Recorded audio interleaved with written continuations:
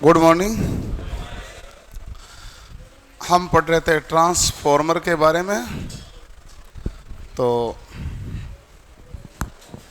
कितना क्या पढ़ा था भाई?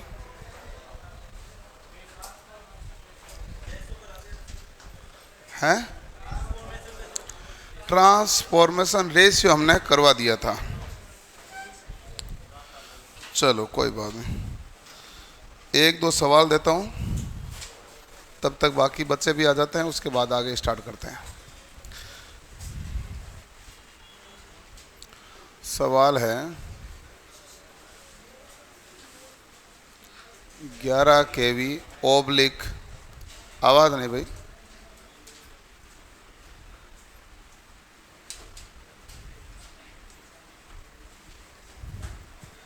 220 केवी के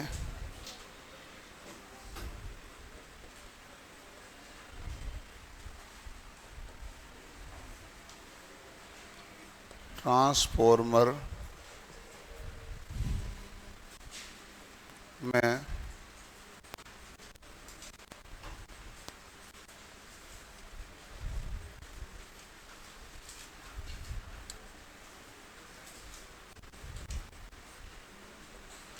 प्राथमिक चक्रों की संख्या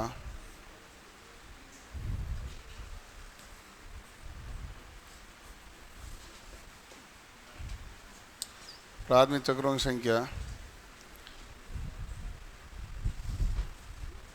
400 टन है,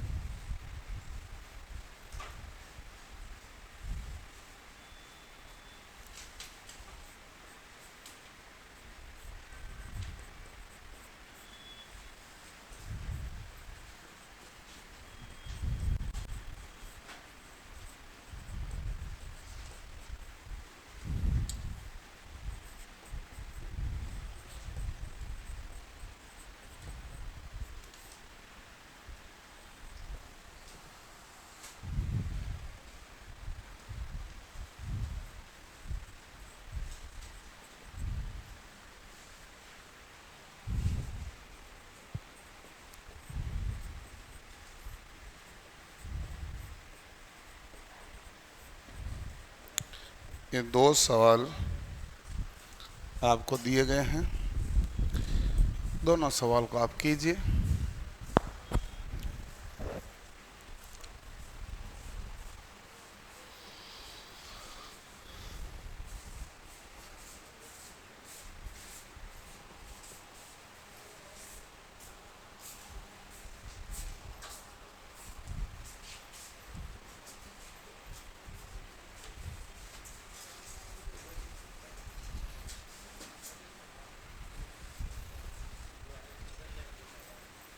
क्या हुआ?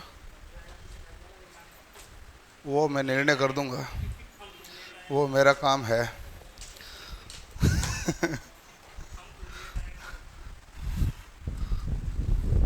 आप सवाल का उत्तर बताइए।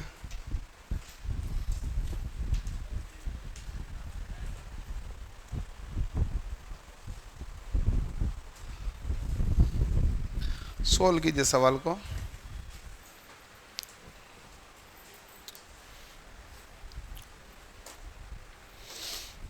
कल वाला समझ में तो आ गया ना भाग? समझ में आज वाला भी आ जाएगा, कल वाला भी आ जाएगा, परसों वाला भी आ जाएगा, पूरा ट्रांसफॉर्मर आ जाएगा, कहीं दिक्कत नहीं है। दिक्कतें फिर शुरू होगी, फिर आप पढ़ेंगे नहीं तो आगे और समझ में आ जाएगा। ऐसे कोई दिक्कत है ही नहीं इसमें कहीं।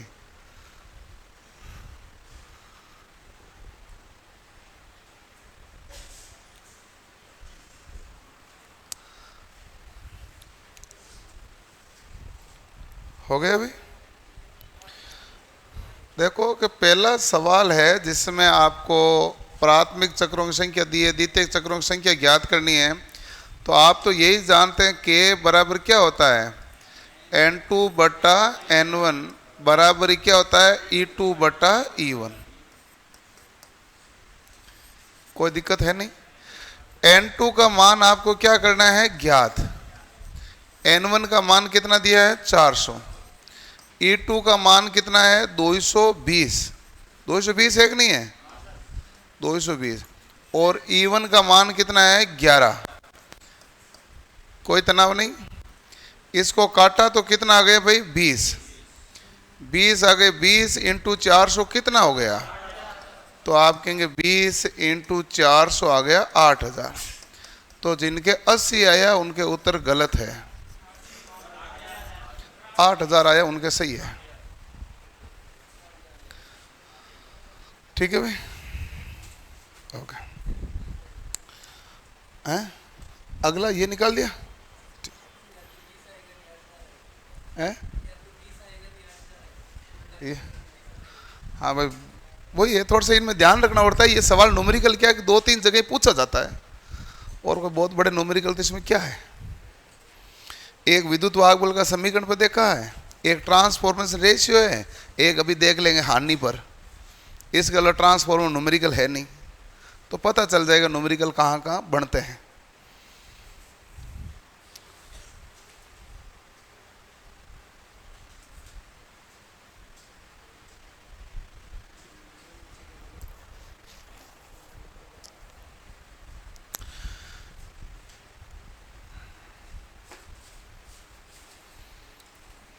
सेकंड सवाल हो गया भाई, करो। अच्छा, आपको ये पता नहीं चला होगा वोल्ट प्रति टर्न अनुपात के बारे में। हाँ, मैं ये आपको करवा दूं, आप देख लो, दोनों इधर से शिफ्ट हो जाओ, वैसे या ऐसे, जिधर भी होना। मैंने वो पहले भी बताया था, गलत नहीं था। क्या हुआ, क्या हुआ? वोल्ट प्रति टर्न अनुपात क्या होता है, बात यही है। तो देखो भाई, आप बताओ कि N2 बटा N1 लिखना मत, ये बराबर E2 बटा E1 होता है कि नहीं होता है, यही सूत्र है। आप मुझे बताओ, वज्र गुणा करके E1 को इधर ले आऊं, E1 ऊपर आ गया, बटा क्या हो गया, N1, और E2 ऊपर है, बटा नीचे क्या हो गया, N2, है कि नहीं है। E क्या है, वोल्ट, N क्या है, टर्न। तो बताओ ये वोल्ट प्रति टर्न है कि नहीं है। तो वोल्ट प्रति टर्न चाहे प्राथमिक का हो चाहे द्वितीय का हो, दोनों हमेशा ही क्या होते हैं, बराबर। ये देख लो, सीधे है कि नहीं है। वोल्ट प्रति टर्न के भाई प्रति चक्र कितने वोल्टेज है, प्राथमिक में ये होंगे, सेकेंडरी में ये होंगे, और दोनों बराबर है कि नहीं है। हमने किससे निकाला है, ट्रांसफॉर्मेशन रेशियो वाले सूत्र से। तो E1 इधर गए तो N2 नीचे आ गए, तिरछा गुणा हो गया ये। तो अब आपको क्या कहा है कि वोल्ट प्रति टर्न 22 है, तो प्राथमिक चक्र ज्ञात करो। मैं प्राथमिक ज्ञात कर लेता हूं। प्राथमिक है E1 बटा N1 बराबर कितना है भाई, 22। ठीक है, E1 का मान कितना है, 33,000। 33 kV का मतलब क्या हो गया, 33,000 बट्टा क्या हो गया, N1 बराबर क्या हो गया, 22। अब पता चल गया N1 कितना है। अरे N1 बराबर 33,000 बट्टा 22। 33,000 बट्टा क्या हो गया, और 2 से 11 से काटा तो कितना है, 2। 11 से काटा तो कितना है, 3,000। 3,000 में 2 का भाग दे कितना है, 1500। तो प्राथमिक में चक्रों की संख्या कितनी होगी, 1500। और सेकेंडरी में आप खुद निकाल लो, सही है ना। नहीं पता चला, इधर नहीं समझना, समझना इधर है। ये ट्रांसफॉर्मेशन रेशियो का सूत्र होता है कि नहीं होता है? और यहां हमें दिया क्या है? वोल्ट प्रति टर्न, यानी प्रति चक्र कितना वोल्टेज उत्पन्न हो रहा है। ठीक है, तो मैंने वज्र गुणा में E1 ऊपर आया, N2 नीचे आ गया, तो E1 बटा N1 बराबर E2 बटा N1 N2 हुआ कि नहीं हुआ? ये हमारे पास क्या है? E क्या है? वोल्टेज, N क्या है? चक्र। ये वोल्ट प्रति चक्र हुए कि नहीं हुए? तो वोल्ट प्रति चक्र जितने प्राथमिक है उतने ही किसके हैं? द्वितीय के। तो हमने प्राथमिक के वोल्ट प्रति चक्र कितने दिए हुए हैं? 22। प्राथमिक का वोल्टेज है कितना? 33 केवी।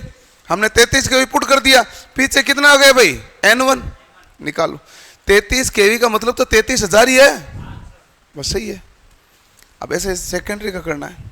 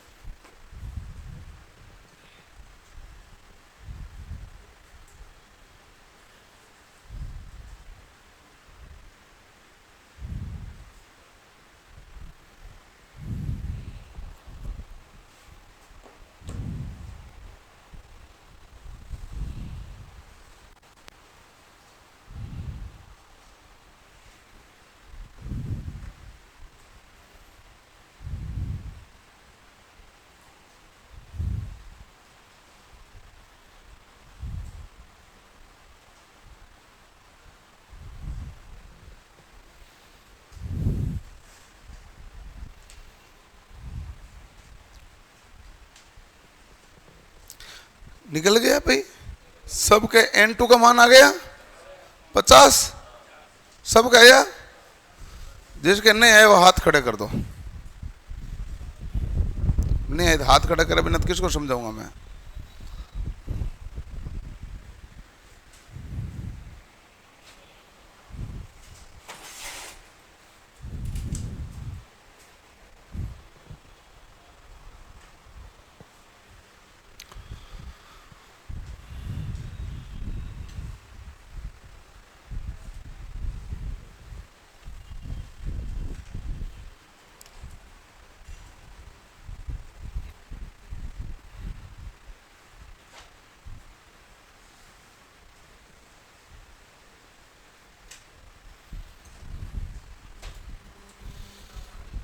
है 50 आ गए आपके चश्मे वाला? आपका आए नहीं आए? आ गए? कितना है? 50। आपके इधर वाले पड़ोसी के, इधर वाले के आ गए? नहीं आए? आपके पीछे वाले के नहीं आए? तो खड़ा हो। मैं पूछता हूँ आपसे, ऐसा कोई सोचना नहीं, खड़ा होना मतलब खड़ा ही होना ही पड़ेगा, वैसे भी होना ही पड़ेगा। अपने को क्या दिया हुआ है? वोल्ट प्रति टर्न। वोल्ट प्रति टर्न का मतलब क्या हुआ? E1 बटा N1 कह दो या E2 बटा N2। अब हमें ज्ञात सेकेंडरी टर्न ज्ञात करना, तो E1 अपॉन N1 लूं, E2 अपॉन N2 लूं? सेकेंडरी ज्ञात करना तो E2 अपॉन N2 लूं। ठीक है, मैंने ले लिया E2 अपॉन N2। आप मुझे बताओ कि E2 अपॉन N2 का मान कितना है? ये वोल्ट प्रति टर्न ही हुआ है, कितना है मान? 22 मान है 22। ठीक है, अब बताओ कि आपको E2 और N2 में कोई वैल्यू दी हुई है क्या किसी की? ज्ञात क्या करना है? E2 के N2? N2 ज्ञात करना। ठीक है, E2 का मान कितना दिया हुआ प्रश्न में? E2 का मान 1100। 1100 दिया हुआ है, बट्टा क्या हो गया? N2 बराबर कितना हो गया? 22। बताओ N2 बराबर क्या हो जाएगा? 1100 बट्टा 22। और ये बराबर कितना आ जाएगा? बताओ कंफ्यूजन कहां है? समझ में आया कि नहीं आया? तो फिर उत्तर क्यों नहीं आया? कल वाली क्लास नहीं ली, कोई बात नहीं, लेनी चाहिए थी, इसीलिए आपके ऑनलाइन कोर्स जोड़ा हुआ है कि जब आप नहीं आओ तो भी आपको क्लास लेनी है। तुम हमारा तो बहुत गोचा करते हो, आज पीडीएफ नहीं आई, आज शेड्यूल नहीं है यार, और एक दिन है। हाँ तो सुबह देख लिया करो ना, ठीक है। वो कहते हैं नींद आराम से लो, नींद में तनाव नहीं ले कोई। हो गया भाई, चलो लिख लिया सबने। टाइम पे आया करो ना, फिर टाइम पे तो नहीं आया है।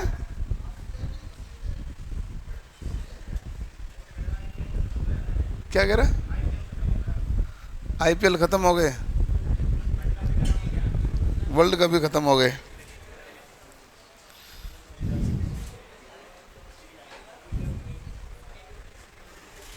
वो अभी वो चल रहा है कि आईपीएल खत्म हो गए, वर्ल्ड कप खत्म हो गए। ये है कि अंबानी के बेटे की शादी पूरी नहीं हो रही है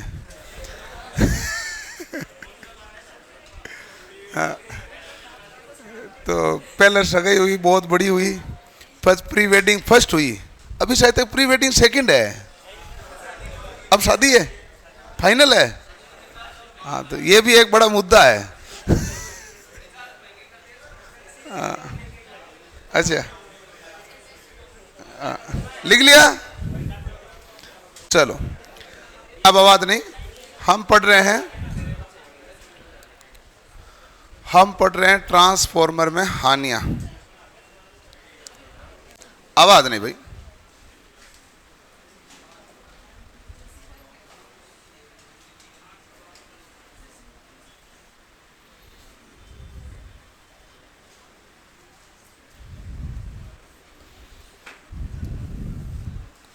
ट्रांसफॉर्मर में हानियां, आवाज मत करो, ये बड़ा कॉन्सेप्चुअल चीज है। ट्रांसफॉर्मर ऐसा है जो आराम से समझ में भी आ जाता है और सवाल भी परीक्षा में अच्छे खासे रहते हैं। ट्रांसफॉर्मर में हानियां दो प्रकार की है, एक हमारे पास होती है लोह हानि और दूसरी होती है ताम्र हानि, जिसे आप ऐसे सीधे सीधी भाषा में तो आप ये भी कह सकते हैं स्थिर हानि और अस्थिर हानि। स्थिर हानि हमारे पास कौन सी होती है भाई? लोह हानि। लोह हानि हमारे पास क्या कहलाती है? स्थिर हानि। और अस्थिर हानि हमारे पास कौन सी कहलाती है? ताम्र हानि। अस्थिर हानि का मतलब हानि का मान फिक्स नहीं है, इसका मान हमारे पास लोड के अनुसार परिवर्तन हो रहा है तो अस्थिर हो गया। लोड कम हो चाहे ज़्यादा हो कोई फर्क नहीं पड़े, ये तो हानि होनी होनी है। जैसे मान लो कि कोई कार्य करता है, कोई दुकान खोलता है, कोई ऑफिस खोलता है, तो उसके दो प्रकार की लागत आती है। एक तो आती है भाई उसके रनिंग कॉस्ट आती है, और रनिंग कॉस्ट में भी दो प्रकार का होता है, एक फिक्स कॉस्ट होता है, एक वेरिएबल कॉस्ट होता है। फिक्स कॉस्ट उसको माना जाता है कि भाई जिसने ऑफिस खोली है, ऑफिस में लाइट तो लगाई है तो लाइट का बिल तो फिक्स आई गई, और कर्मचारी लगाए हैं तो कर्मचारी जितने लगाए उनकी तनख्वाह तो फिक्स हो ही गई। अब जितना ज़्यादा काम आएगा उसी हिसाब से चीज़ें वेरी होती रहेगी। कोई रॉ मटेरियल मंगाएगा, फिर तैयार करके मटेरियल देगा, जो भी होगा बाकी कॉस्टें चलती है, ये तो फिक्स होता है ना। इसी प्रकार आप विद्युत यूज करते हो तो उसमें भी गवर्नमेंट आपसे दो प्रकार की राशि लेती है, एक स्थायी शुल्क, एक अस्थायी। अस्थायी का मतलब फिक्स नहीं है, तू लाइट चालू करे नहीं करे, कि करे कि नहीं करे, हमने तार डाला तो इतने रुपए तो तेरे से लेंगे ही लेंगे। तो इसी प्रकार यहां पर भी आपके पास यदि ट्रांसफॉर्मर चालू हो गया है और आपने आगे लोड जोड़ा ही नहीं है, फिर भी कुछ ना कुछ तो हानि होगी होगी, और वो हमेशा होगी। उस हानि को क्या कहते हैं? स्थिर हानि। जो लोड के अनुसार चेंज हो रही है वो क्या कहलाती है? अस्थिर हानि। और जो स्थिर हानि कौन सी कहलाती है? लोह हानि। लोह हानि भी दो प्रकार की है, कौन सी है भाई? एक है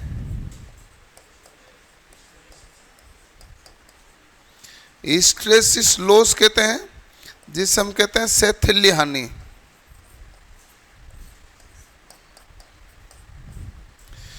और एक होती है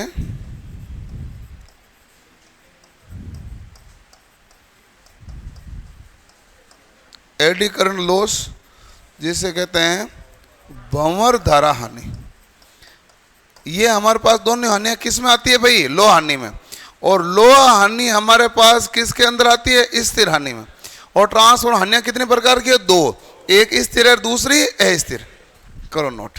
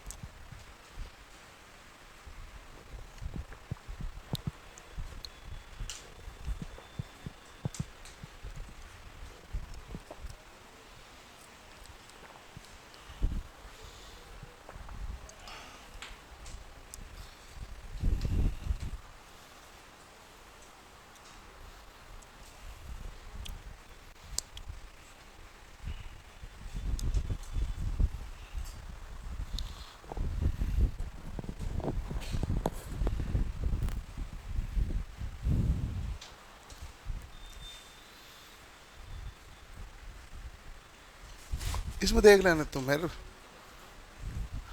इतना तो लिखना ही नहीं है जितना झपक झपक करे तेरे। एक्चुअल में बताओ, ये मैंने टीवी क्यों लगाई?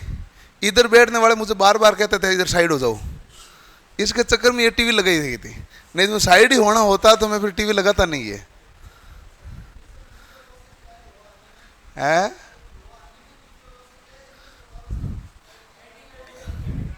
इंग्लिश और हिंदी हमने दोनों लिखी है EDDYCURRENT।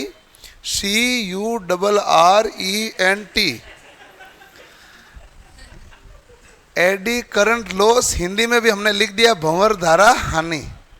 अभी हम थोड़ी देर में लिखेंगे, वो लिखेंगे इंग्लिश में, क्योंकि परीक्षा में आधी बार इंग्लिश आती है। हाँ, अब हमने दो भाषा पढ़ ली, परीक्षा वाला ये लिखेगा एडी करंट, ऐसे नहीं लिखेगा, वो लिखेगा। तो मामला है ही ऐसा। तो इसलिए पहले नाम आपको दोनों बता दिए कि कभी हिस्ट्रेसिस लिखे, कभी सेतिली लिखे, वो एक ही बात है। एडी करंट लॉस इंग्लिश में, हिंदी में कहते हैं भंवर धारा हानि। और नाम का ही लफड़ा है, यहां पर बहुत सारा नाम ही है।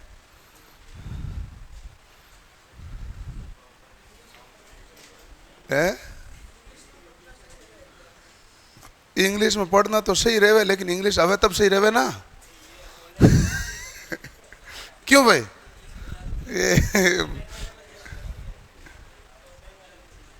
क्या हिंदी में समझ आता, कम से कम PDF नोट्स इंग्लिश में दे दिया करें। हमने लिख दिया भाई, ठीक है, लिख लिया, ठीक है। सबसे पहले हम हानि पढ़ते हैं लो हानि के बारे में।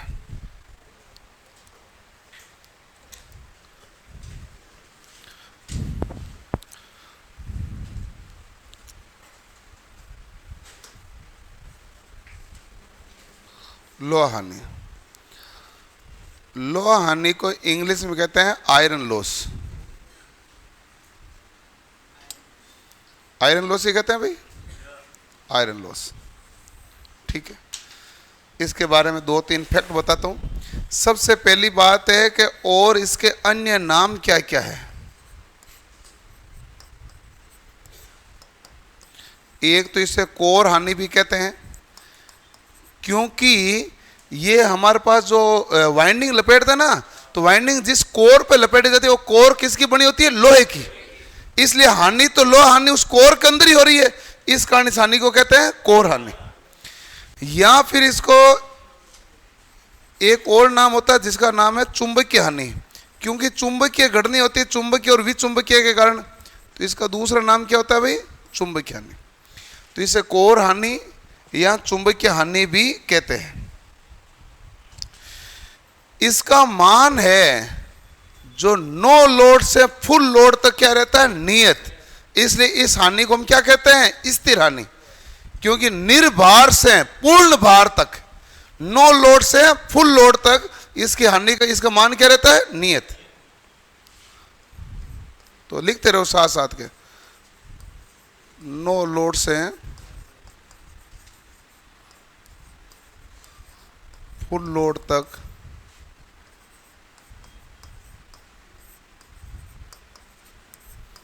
इसका मान नियत रहता है। ठीक है, नो लोड से नो लोड से फुल लोड तक इसका मान क्या रहता है भाई? नियत। यानी इसके मान में कोई परिवर्तन, लोड से इसके ऊपर कोई परिवर्तन नहीं होता।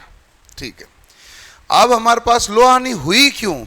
क्योंकि हम सामान्यतः जो क्रोड बनाते हैं वो क्रोड किसका बना होता है? लोहे से। तो लोहे से निर्मित क्रोड होता है, इसलिए ये हानि होती है।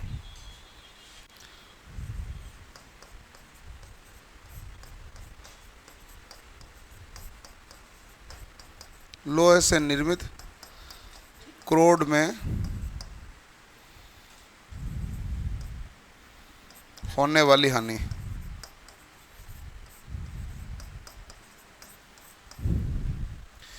अब हमारे पास एक और चीज रह जाती है, कई बार के क्रोड किसका बना होता है? आता है सवाल, तो मैं थोड़ा सा साइड में लिख लेता हूं। क्रोड हिंदी में कहते हैं, इंग्लिश में कहते हैं कोर। कोरोड या कोर उसे कहते हैं जिस पर वाइंडिंग को लपेटा जाता है। तो कोर या क्रोड है, इसके ऊपर किसको लपेटा जाता है? वाइंडिंग को।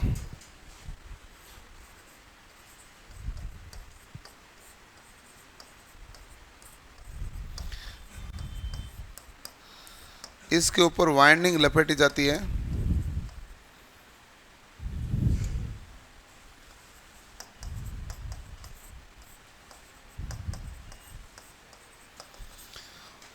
पूछे क्रोड किससे निर्मित है? तो आप कहना भाई सबसे पहला ऑप्शन तो हम देंगे CrGO को। यदि ऑप्शन में आ गए ये, तो आंसर तो यही होगा। यदि ये ऑप्शन में नहीं आया तो 2 नंबर पे आंसर होगा सिलिकॉन स्टील से पटलित कोर होती है।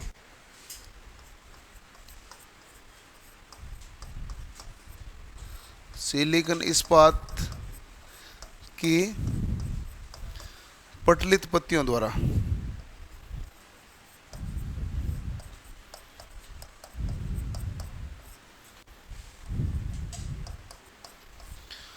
अब देखो कि यदि हमारे पास आ जाए उसमें CR जो ऑप्शन नहीं है, तो हम क्या कहेंगे भाई? सिलिकॉन स्टील की बनी होती है। और CR जो ऑप्शन है दोनों ही हैं, तो आप किसकी बनाओगे? CrGO की। CrGO की फुल फॉर्म क्या होती है? बोलो भाई। Cold rolled grain oriented. Cold rolled grain oriented. सवाल तो अब है कि सर लोहा है कहां, जब आप लोहा हानि कह रहे हो? इधर लोहा कहां दिख रहा है? क्या नहीं दिख रहा है? तो फिर आपको कुछ दिख नहीं रहा। इस बात किसकी बना होता है? जो कोल्ड रोल्ड ग्रेन ओरिएंटेड है, ये भी हमारे पास क्या होता है? एक प्रकार से लोहे से निर्मित होता है। ये भी किससे निर्मित होता है? लोहे से। तो ये दोनों ही किससे निर्मित है? लोहे से। ऐसा नहीं करेंगे लोहा दिख नहीं रहा है, तो लोहा यही है। तो हमारे पास लोहे से निर्मित क्रोड में होने वाली हानि है, इसलिए इस हानि को क्या कहते हैं? लोहा हानि। लोहा हानि का मान क्या रहता है? नियत। अब एक इंपॉर्टेंट है, ये जो लोहा हानि है ये हमारे पास वोल्टेज एंड फ्रीक्वेंसी रेटेड है। वोल्टेज का मान कभी भी ट्रांसफार्मर में बदलता नहीं है। जो भाई 11 केवी का ट्रांसफार्मर है तो 11 केवी सप्लाई दे रहे हो, और 33 केवी का आ रहा है तो आप सप्लाई कितनी दे रहे हो? 33 केवी। ऐसे थोड़ी अभी 33 केवी आ रही थी, 1 घंटा बाद 22 केवी आई, उसके बाद आ जाएगी 55 केवी। ऐसा आएगा ट्रांसफार्मर कभी? वोल्टेज आएगा, नियत रहेगा कि नहीं रहेगा? बदलेगा क्या? आगे लोड। आप चाहो तो चक्की चालू करोगे, चाहो तो बंद कर दोगे, चाहो तो ट्यूबवेल चालू करोगे, चाहो ट्यूबवेल बंद कर दोगे। बदलेगा क्या? लोड। वोल्टेज कभी बदलेगा क्या? आवृत्ति कभी बदलेगी? तो दोनों क्या रहते हैं? नियत। तो इसलिए ये वोल्टेज एंड फ्रीक्वेंसी रेटेड होते हैं। ये है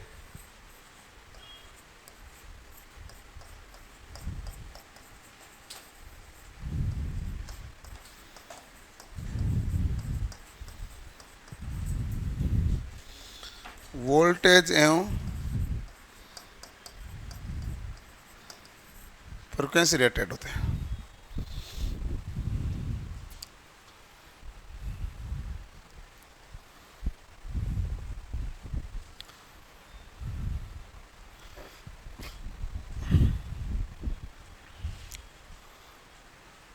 समझ में आया कि नहीं आया? अभी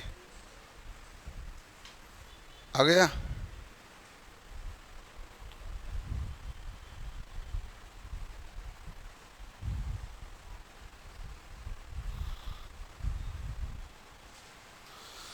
कोर को पतले पतले पट्टियों को जोड़ के काम में क्यों लिया जाता है, इसका कारण अभी हम बताएंगे। दो प्रकार का मामला है, एक हिस्टेरेसिस हानि लिखी, एक भंवरधारा हानि लिखी। इन दोनों के अंदर इसका प्रभाव आएगा जो अभी हम लिखने वाले हैं। यहां तक तो समझ में आ गया ना? जो स्थिर हानि है वो कभी करंट रेटेड नहीं हो सकती, क्योंकि करंट तो लोड पर डिपेंड करेगा, मान चेंज होता जाएगा। जबकि वोल्ट ट्रांसफॉर्मर वोल्टेज मान फिक्स है कि नहीं है? आपके गांव में जो ट्रांसफॉर्मर लगा है 11 केवी 415 वोल्ट बदल रहा है, तो वोल्टेज तो वही रहना है, आवृत्ति 50 हर्ट्ज आवृत्ति भी वही रहनी है। तो इसलिए जो ये जो हानि होगी वो कौन सी हानि होगी? स्थिर। लेकिन लोड बाकी बदलता रहेगा, कभी गांव वाले लाइटें चालू करेंगे, कभी बंद कर देंगे, ये लोड। ये कभी हीटर चालू करेंगे, कभी हीटर बंद कर देंगे, कभी कूलर चालू करेंगे, कभी कूलर बंद करेंगे, ये सब क्या है? लोड। लेकिन हमारे पास जो वोल्टेज एंड फ्रिक्वेंसी तो कभी चेंज ये नहीं होगी, नहीं होता ना। यही मैं इतनी देर से ये समझा रहा हूं। मैंने कहा तुम घर जाके चेंज नहीं कर देना है। गांव में तू देख, घर मत देख, ट्रांसफॉर्मर देख। हम ट्रांसफॉर्मर पढ़ रहे हैं पहले। ट्रांसफॉर्मर के अंदर यदि 11,000 वाली लाइन आ रही है और आगे आपके पास 3 फेज सप्लाई 415 वोल्ट दे रहा है, तो वो हमेशा 11 केवी आएगा, 415 वोल्ट देगा। लोड ज्यादा है तो भी 415 देगा, कम है तो भी कितना देगा? 415। उसका कार्य 415 वोल्टेज प्रदान करना। ट्रांसफॉर्मर यही काम करेगा। किससे डिपेंड करेगा? ट्रांसफॉर्मेशन रेशियो से। आने वाली तो फिक्स है, 11 केवी आ रही है। अब क्या हुआ, यदि 11 केवी की जगह 9000 केवी आई, 11,000 की जगह कितना आया? 9000, तो 415 की जगह 380 बना, वापस बनेगा कि नहीं बनेगा? ट्रांसफॉर्मर से रेशियो का सूत्र लगा लो कि यदि आपके पास टर्न रेशियो तो फिक्स है, प्राइमरी वोल्टेज कम है तो सेकेंडरी भी क्या हो जाएगा? कम। प्राइमरी वोल्टेज बढ़ोगे, सेकेंडरी भी क्या होगा? बढ़ेगा, क्योंकि ट्रांसफॉर्मेशन का रेशियो क्या हो जाता है? फिक्स। क्लियर? इसलिए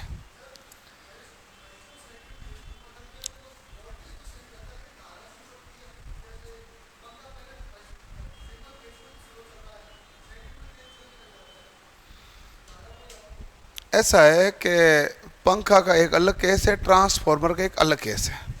मैं दोनों को अलग अलग समझा देता हूँ, दोनों समझा दूंगा, केस दोनों अलग अलग है।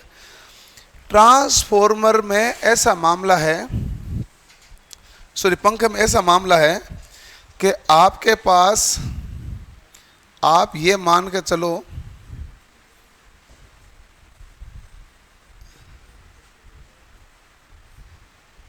ये आपके पास एक प्रतिरोध जोड़ा हुआ है, ठीक है। इसके बाद आपके ट्रांसफॉर्मर जो पंखा लगा ना, ये पंखे की खुद की कुछ बात है, कुछ प्रेरण का गुण है और कुछ प्रतिरोध का गुण है, दोनों मिक्स है कि नहीं है? ठीक है। अब आपने यहां पर 230 वोल्ट दिया और मान लो, आप एक बार मान लेते हैं, एक बार मान लो कि ये सभी प्रतिरोध है जो है हमारे पास 20 ओम के, मान लिया। कितना हो गया भाई? 100। और ये मान लेते हैं अपन, ये है मान लो 40 ओम का या 60 ओम का या 60 ओम का मान लेते हैं, ठीक है। तो कितना हो गया? 160। अब मैंने सप्लाई दी ना, तो सप्लाई कैसे दी जाती है पंखे में? पंखे में सप्लाई देते हैं तो सप्लाई यहां से आ रही है, एक सप्लाई तो यहां पर सीधी चली गई, दूसरी सप्लाई देते हैं रेगुलेटर को। रेगुलेटर पहले यहां जुड़ा हुआ था, पहले कहां जुड़ा हुआ है? यहां पर जुड़ा हुआ है। यहां जुड़ा हुआ तब धारा कितनी बहेगी? तो आप कहेंगे भाई पहले धारा बही 230 बट्टा कितनी है? 160 है कि नहीं है? अब आपने इसका टर्मिनल को यहां से हटाकर यहां जोड़ दिया, मान लो इधर जोड़ दिया, सीधा मैं यहां जोड़ देता हूं। अब यहां से धारा जाएगी, इधर जाएगी कि नहीं जाएगी? इसमें तो जाएगी नहीं, तो हट गया। अब 60 और 60 कितना हो गया 120, 230 बटा 120। अब आपने यहां से हटा के मान लो यहां जोड़ दिया तो अब कितना आएगा 230 बटा 60। हर बार आपने देखा क्या है कि आपके पास प्रतिरोध का मान घट रहा है तो वो धारा क्या हो रही है, बढ़ रही है। 230 बटा 160 सबसे छोटा है और ये राशि क्या है, बड़ी। ये लगभग हमारे पास 4 एम्पियर के आसपास है, ये 1.5 एम्पियर है, तो धारा बढ़ी कि नहीं बढ़ी। तो यहां तो ओम के नियम की पालना हुई है। कौन से नियम की? लेकिन ट्रांसफॉर्मर में ओम के नियम की पालना, तो मैंने कहा ना इसलिए दोनों केस क्या है, अलग अलग। ये तो ओम का नियम है और इसी प्रकार पंखे का रेगुलेटर काम करता है। और पंखे के रेगुलेटर में क्या होता है, यूरेका का ही लगा होता था पहले, आजकल किसका लगा दिया, एससीआर और ट्राई का लगा दिया। उसमें छोटा आ गया ना रेगुलेटर, ये एससीआर और ट्राई का इलेक्ट्रॉनिक रेगुलेटर है। ये इलेक्ट्रिकल रेगुलेटर है ही नहीं अब बड़ा। इलेक्ट्रिकल रेगुलेटर तो वही था जो अपने घर में ऐसा लगा था बड़ा वाला, पहले 1 नंबर 2 नंबर 3 नंबर घुमाते थे ना, उसके तीनों तरफ होती थी जालियां, क्योंकि वहां निकलती है हीट। अब इस रजिस्टर के अंदर धारा प्रवाहित होगी तो हीट उत्पन्न होगी कि नहीं होगी। हीट निकलने के लिए क्या लगाई जाती थी, जाली, वो गर्म होता था वो। अब ये क्या लगा दिया, इलेक्ट्रॉनिक। तो अब वाला केस, अब पहले वाला केस में फर्क है, लेकिन रेगुलेटर को समझने के लिए पहला वाला केस काम आता है। ठीक है, है? इलेक्ट्रिकल और इलेक्ट्रॉनिक्स डिफरेंट है। इलेक्ट्रिकल है जो ज्यादा वोल्टेज पर भी चल जाता है और ये पावर लॉस भी ज्यादा करता है। ये हमारे पास यूरेका का बना हुआ है। इलेक्ट्रॉनिक रेगुलेटर है वो इलेक्ट्रॉनिक युक्तियों का बना हुआ है। इलेक्ट्रॉनिक युक्ति जो कम वोल्टेज पे चलती है वो तो डायोड और ट्रांजिस्टर है। जो ज्यादा वाट क्षमता रखती है इलेक्ट्रॉनिक युक्ति वो कहलाती है पावर इलेक्ट्रॉनिक्स। और पावर इलेक्ट्रॉनिक्स के अंदर आता है एसीआर और ट्राइक, तो वो पावर इलेक्ट्रॉनिक्स की डिवाइस के द्वारा बना होता है। क्लियर? और अब बात आती है आपके ट्रांसफॉर्मर की। ट्रांसफॉर्मर में पावर क्या रहती है भाई, नियत। प्राथमिक में जितनी शक्ति है उतनी शक्ति कहां होगी, सेकेंडरी में। अब देखो कि शक्ति बराबर करनी है तो वोल्टेज बढ़ेगा तो धारा क्या होगी, घटेगी। जैसे मान लो पहले वोल्टेज था 50 और धारा थी 4, बराबर क्षमता कितनी है, 200। अब आप इसको 100 करोगे तो ये क्या हो जाएगा, 2, और इसको 200 करोगे तो ये क्या हो जाएगा, 1। आपने वोल्टेज बढ़ाया तो धारा क्या हो गई, घट गई। पावर क्या रहता है, नियत। ट्रांसफॉर्मर ओम के नियम की पालना नहीं करता। अब कोई डाउट है इसमें किसी का? ठीक है, तो ये हमारे पास कौन सी रेटेड होती है भाई, आप कहेंगे ये हमारे पास वोल्टेज एंड फ्रीक्वेंसी रेटेड होती है। कितने प्रकार की होती है, तो आप कहेंगे ये हमारे पास हानियां होती है 2 प्रकार। 2 प्रकार की लो हानि कौन सी होती है, एक होती है शैथिल्य हानि और दूसरी होती है भंवर हानि। ठीक है,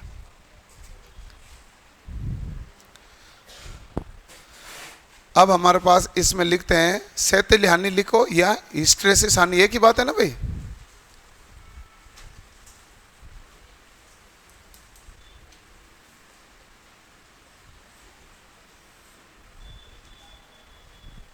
हिस्टैरिसीस हानि,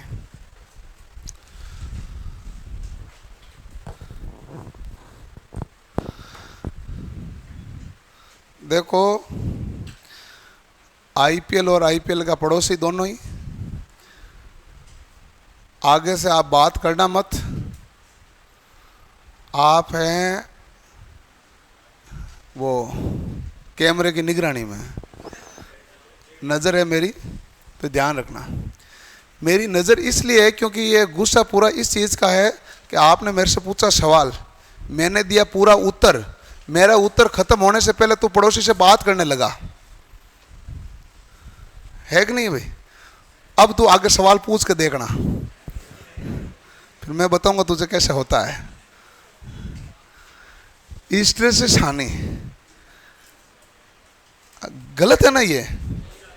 आपने सवाल मेरे से पूछा, मैंने कंप्लीट उत्तर दिया, ऊपर ऊपर से दिया नहीं, कंप्लीट डायग्राम बना के उत्तर दिया।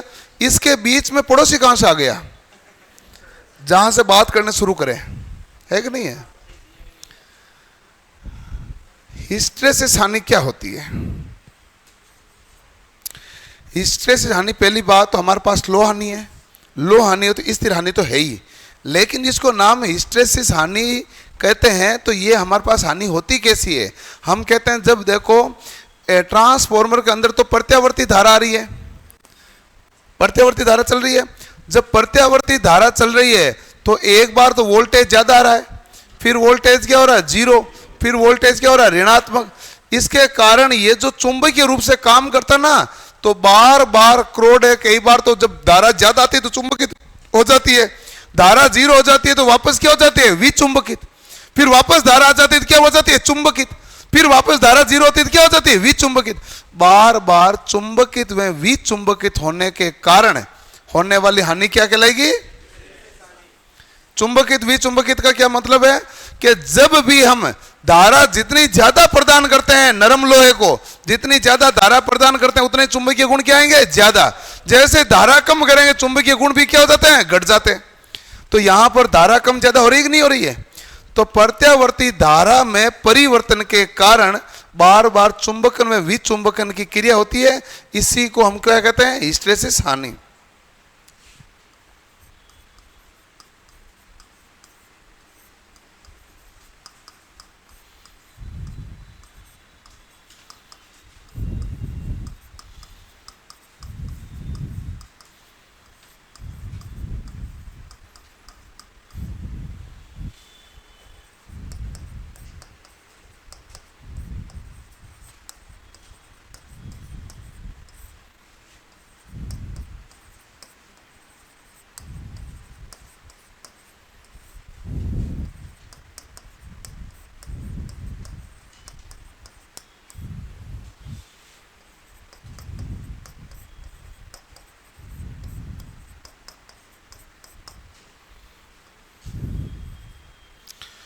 तो पहला तो बता दिया हिस्ट्री हानि हुई क्या। इस हानि को कम करना है तो क्या करना पड़ता है? क्रोड में सिलिकॉन की मात्रा मिलाते हैं। क्रोड में सिलिकॉन की मात्रा कितनी मिलाते हैं? 3.8 से 4.6%, जिससे इस हानि को क्या किया जाता है? कम। क्रोड में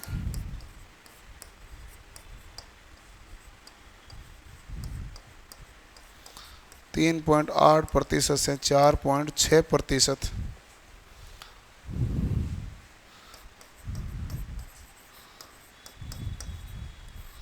सिलिकॉन की मात्रा मिलाकर इस हानि को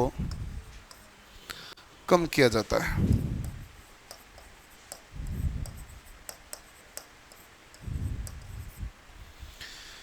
क्रोड में 3.8% से 4.6% सिलिकॉन की मात्रा मिलाकर इस हानि को क्या जाता है भाई? इस हानि को कम किया जाता है।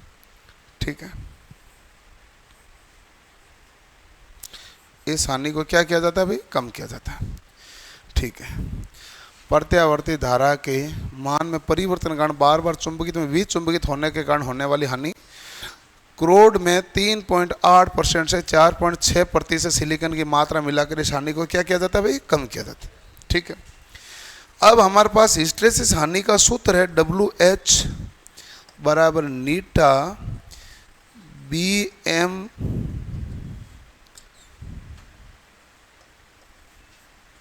की घात 1.6 F और V, ये सूत्र होता है, जहां पर नीटा हमारे पास क्या कहलाता है? हिस्ट्रेसिस नियतांक,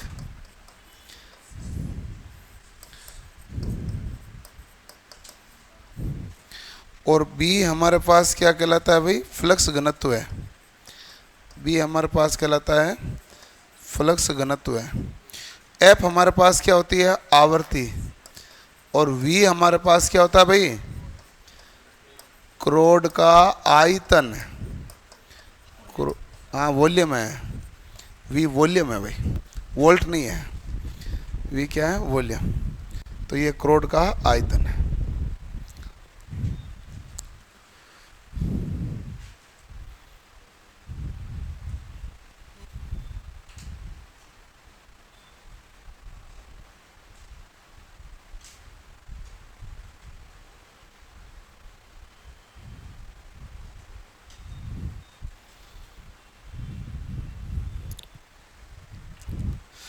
3.8% से 4.6% है। सिलिकॉन की मात्रा मिलाकर इस हानि को क्या किया जाता है भाई? कम किया जाता है।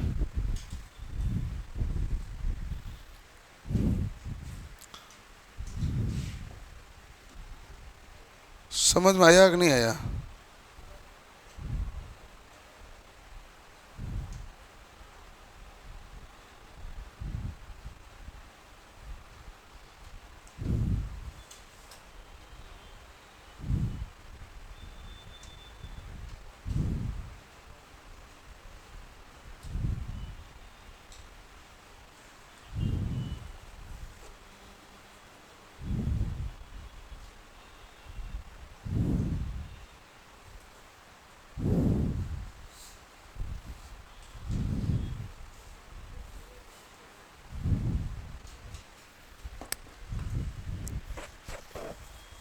हो गया भाई?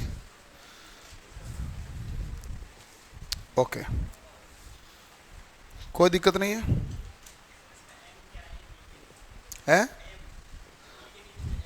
एम मतलब मैक्सिमम, नीचे एम का मतलब तो मैक्सिमम होता है ना। अधिकतम फ्लक्स घनत्व हो गया। बी मतलब फ्लक्स घनत्व, बी एम का मतलब है अधिकतम फ्लक्स घनत्व, मैक्सिमम फ्लक्स डेंसिटी।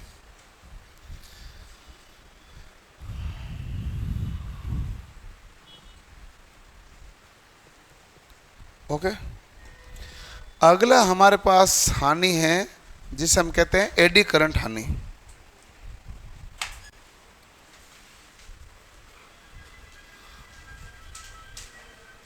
दो नंबर है।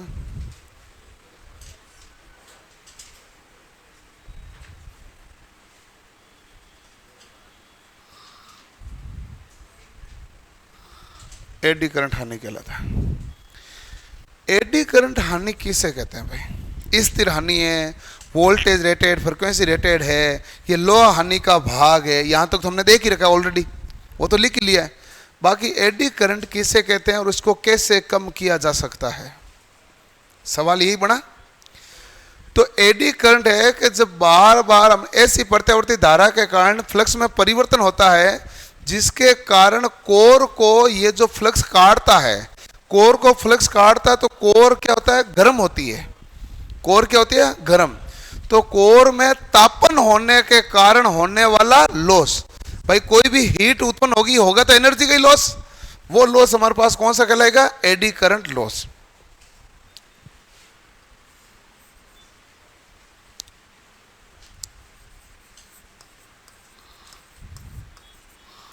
चुंबकीय फ्लक्स द्वारा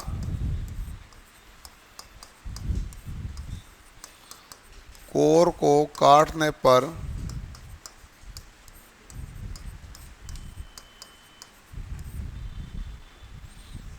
तापन के कारण होने वाली हानि।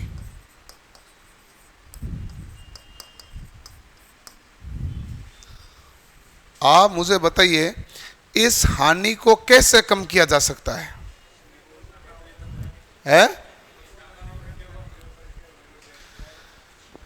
इस हानि को कम करने के लिए लेमिनेटेड पत्तियों को काम में लेना पड़ता है।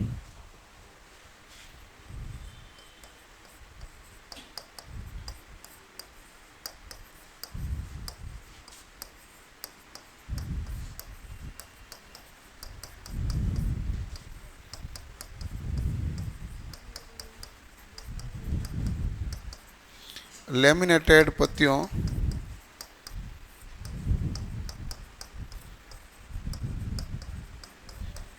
द्वारा बनाई जाती है। ठीक है, ओके।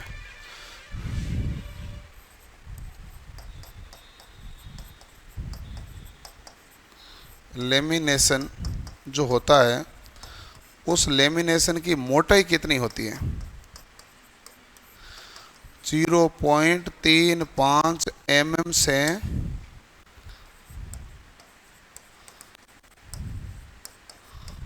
0.5 mm तक। और इसका सूत्र बताइए भाई। K B square F square T square. तो के हमारे पास क्या है, नियतांक, के है कांस्टेंट। बी के बारे में मैंने बता दिया। एफ भी हमारे पास क्या होती है, आवर्ती। और बी हमारे पास क्या है भाई, फ्लक्स घनत्व है। और टी हमारे पास क्या है, टी है लेमिनेशन की मोटाई।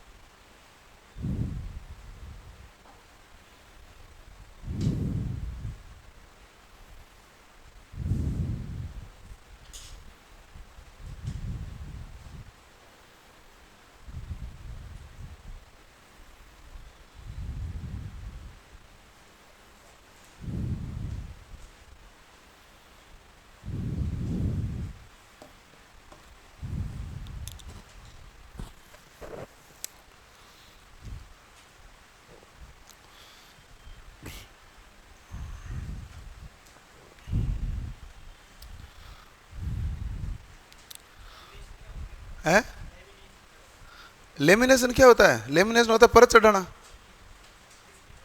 वार्निश मतलब सेलेक की पदार्थ कौन सा काम लेते हैं, सेलेक।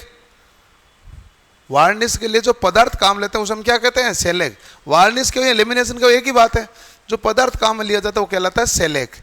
सेलेक एक इंसुलेटेड पदार्थ है, सेलेक।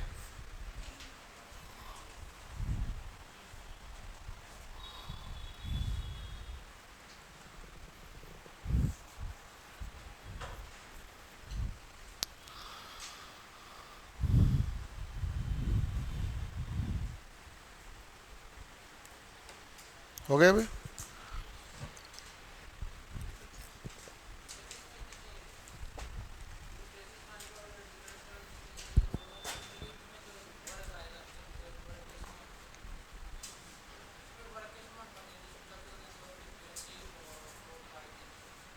इनके वर्ग के समानुपाती, बिल्कुल उसमें वर्ग के वो समानुपाती, हिस्टेरिसिस हानि नहीं है, बिल्कुल। उसमें बी की घात 1.6 है, इसमें बी की घात 2 है। जितना हिस्टेरिसिस होगी उतनी एडी करंट थोड़ी होगी भाई, एडी करंट का मान अलग आएगा, हिस्टेरिसिस मान अलग आएगा। हिस्टेरिसिस को कम करने के लिए आपने क्या मिला है, सिलिकॉन। एडी करंट को कम करने के लिए आपने क्या किया, लेमिनेशन। दोनों अलग है नानिया। वो हमारे पास चुंबकन में विच चुंबकीय के कारण हुई है, ये हमारे पास कोर को काटने पर तापन के कारण हुई है। कारण अलग है, निवारण अलग है, सूत्र ही अलग ही है। सेम होता तो दो क्यों लिखते, एक करते ना। हो गया। चलो अब इसके बाद में हमारे पास एक और हानि है जिसे हम कहते हैं ताम्र हानि।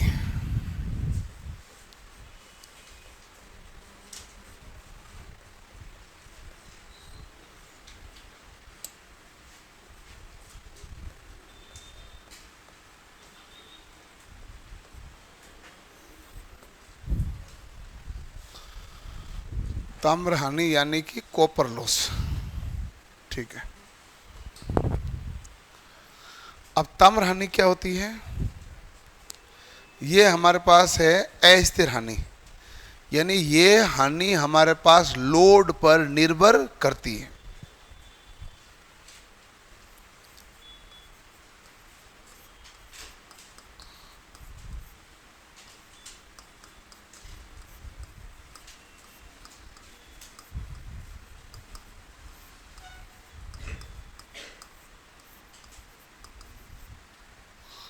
ये हानि किस पर निर्भर करती है भाई, लोड पर, ठीक है।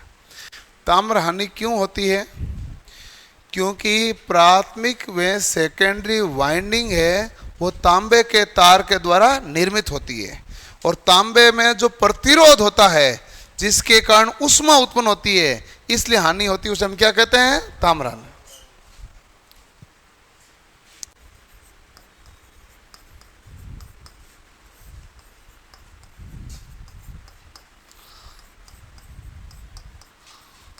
प्राथमिक वाइंडिंग में द्वितीय वाइंडिंग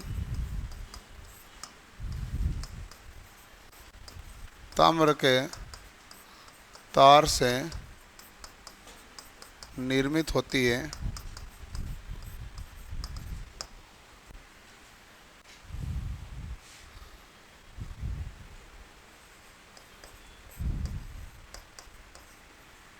अतः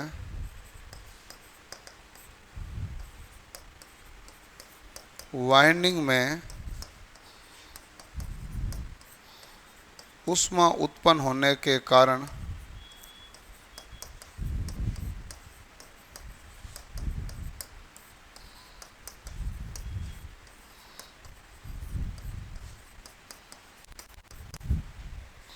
होने वाली हानि। ठीक है, तो जो वो हानि होगी वो हानि हमारे पास क्या कहलाएगी? तो आप कहेंगे ताम्र हानि कहलाएगी। ये हानि किस पर निर्भर करेगी भाई? ये हानि लोड पर निर्भर करती है। प्राथमिक वाइंडिंग व द्वितीय वाइंडिंग ताम्र के तार से निर्मित होती है, अतः वाइंडिंग में ऊष्मा उत्पन्न करने के कारण होने वाली हानि। ठीक बात है।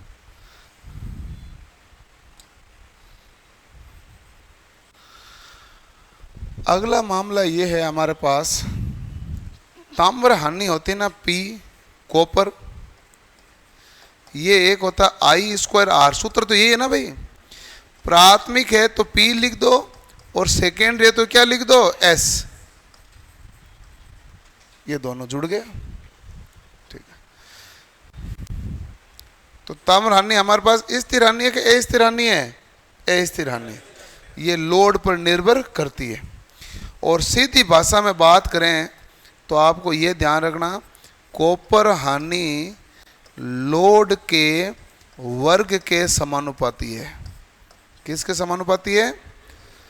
लोड जितने ज़्यादा बढ़ेगा कॉपर हानि क्या होगी? ज़्यादा। तो यह करंट रेटेड होती है।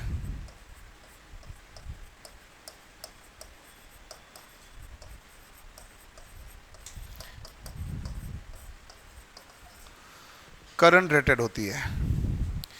स्थिर हानि है कि अस्थिर हानि है? अस्थिर हानि।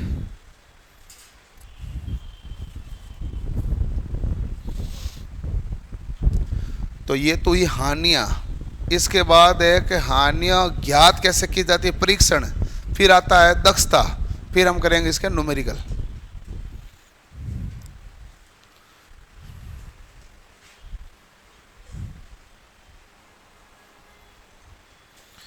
आगे समझ में?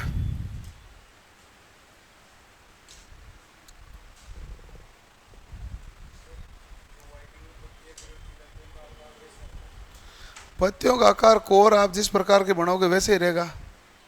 पत्तियां तो आपको कोर, कहीं पर तो आपको कोर है जो चौरस आकार की बनानी पड़ती है, कहीं आपको गोले के आकार की बनानी पड़ती है, उस प्रकार डिपेंड करता है वो। तो ये जो मैंने कोर लिखा ये तो सब जगह वही कोर चलेगी। मोटर में भी यही कोर आता है। आर्मेचर की कोर किसकी बनी होती है? सिलिकॉन स्टील की पत्तियों को लेमिनेटेड करके बनाई जाती है। स्टेटर की कोर किसकी बनी होती है? सिलिकॉन स्टील की पत्तियों को लेमिनेटेड करके बनाई जाती है। ये जो हानियां ना ये जो कर रहे हैं, ये हानियां जो ट्रांसफॉर्मर लिखी है ताम्र और लोहा, ये तो सभी मशीनों में है।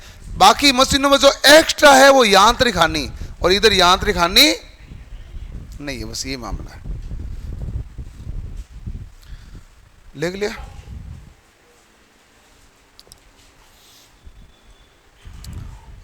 चलो, अब हमारे पास आता है ट्रांसफॉर्मर में।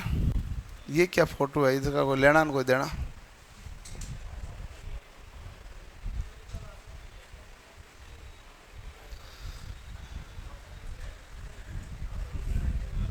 ये सभी फोटोओं का लेना देना नहीं है। तुम और तुम्हारे हेड साहब दोनों हाजिर ही रहो इधर।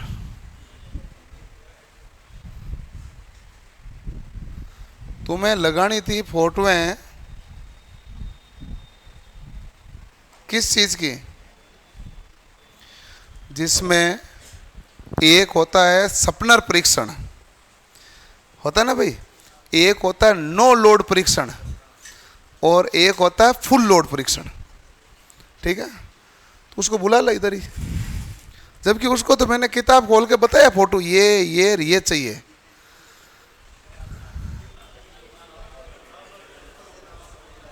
नहीं, मैंने इसलिए बताया भाई, उनकी फोटो चाहिए होती है ना भाई। नो लोड परीक्षण, फुल लोड परीक्षण और सपनर, जिसे बैक टू बैक परीक्षण भी कहते हैं। ठीक, 1 मिनट।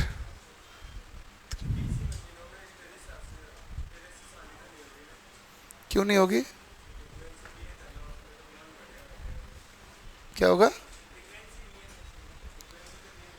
फ्रीक्वेंसी वहां जीरो होती है। फ्रीक्वेंसी जीरो होने पर यदि नियत विद्युत वाहक बल होता है तो वहां भी हिस्टेरेसिस हानि होती है, और वहां आपको कारण बताएंगे कि वहां फ्रीक्वेंसी पर निर्भर करेगी कि नहीं करेगी, ये और बताएंगे। दूसरी बात, किसी की गलत फहमी नहीं रहनी चाहिए एक बात की, कि डीसी जनरेटर प्रदान डीसी करता है लेकिन उत्पन्न, अब आवर्ती में कोई कंफ्यूजन है? तो डीसी जनरेटर उत्पन्न क्या करेगा? एसी। एसी में आवर्ती होती है। डीसी मोटर है, आप डीसी दे रहे हो लेकिन ये एसी बदल के काम कर रहा है कि नहीं कर रहा, इसीलिए लगाया जाता है कम्यूटेटर। और आप रास्ते से भटक गए हैं, इधर ट्रांसफॉर्मर की तरफ वापस आ जाइए। ठीक है, वो परीक्षण लाते हैं, तब तक हम क्या है, दक्षता पढ़ लेते हैं। ठीक है, ट्रांसफॉर्मर की दक्षता।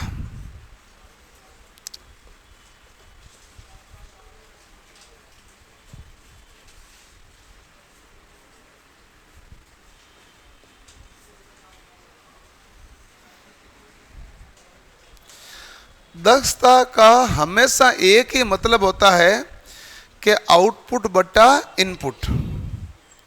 यदि आउटपुट बटा इनपुट हमारे पास ज्यादा है तो दक्षता भी क्या है? ज्यादा।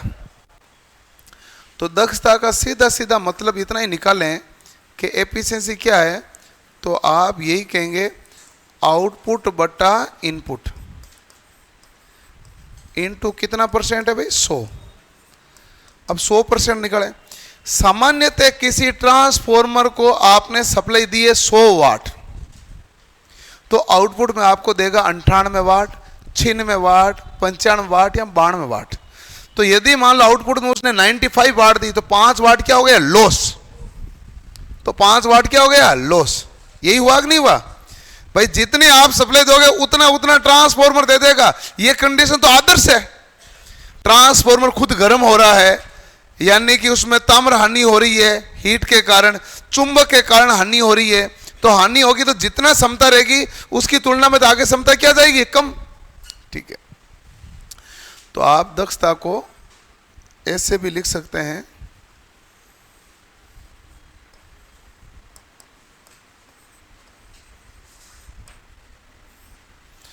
P आउटपुट बटा P इनपुट इनटू कितना होता है भाई? 100। ये भी मैंने गड़बड़ नहीं किया ना भाई? क्या गड़बड़ है? P पावर क्षमता किस में ली जाती है? रेटिंग किस में होती है ट्रांसफॉर्मर की? केवीए में। वो ठीक मामला है। अब बताइए P आउटपुट क्या होता है? तो आप कहेंगे P इनपुट प्लस हानि, नहीं नहीं नहीं, P इन माइनस हानि। P इनपुट जितना है उनमें से हानि को घटा दो तो हमारे पास क्या जाएगा? आउटपुट।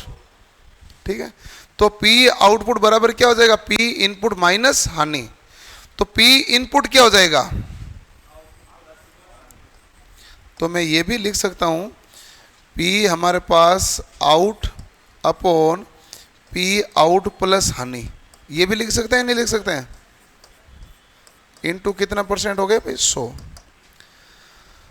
ट्रांसफॉर्मर की रेटिंग किस में ली जाती है? केवीए में।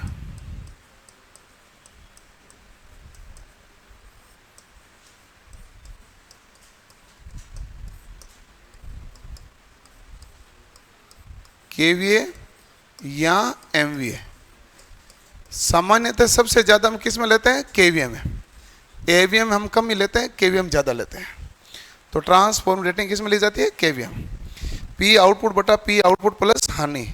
यदि इसकी पूर्ण दिवस दक्षता ज्ञात करनी है तो 24 घंटे में हमने जो इसको इनपुट दिया और पूरे 24 घंटे में जो इतने इसने पावर की खपत की, तो पूर्ण दिवस दक्षता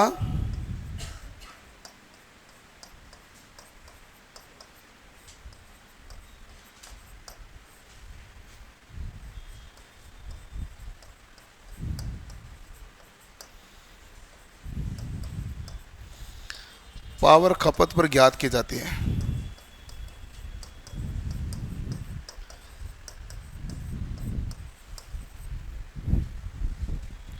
लिखो, समझ में आया कि नहीं आया? दक्षता आउटपुट बटा इनपुट है, मैंने वही लिखा है, नया तो लाइन लिखी नहीं है। दक्षता क्या है? आउटपुट बटा इनपुट।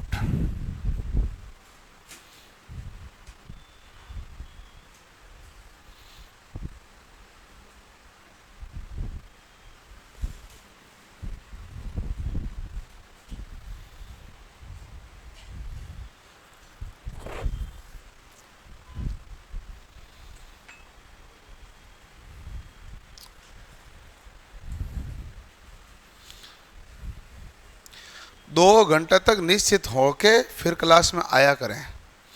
जो एक एक घंटे में, आधा घंटे में, पौन घंटे में आ रहे हैं जा रहे हैं, वो अच्छी बात है नहीं।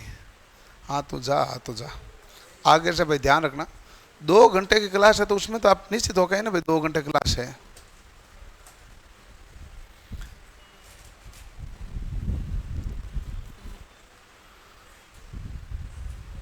लिख लिया?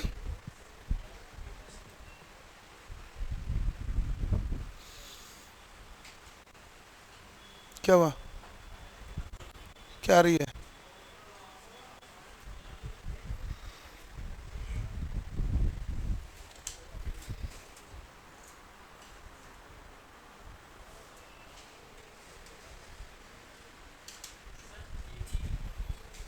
Kilo volt ampere.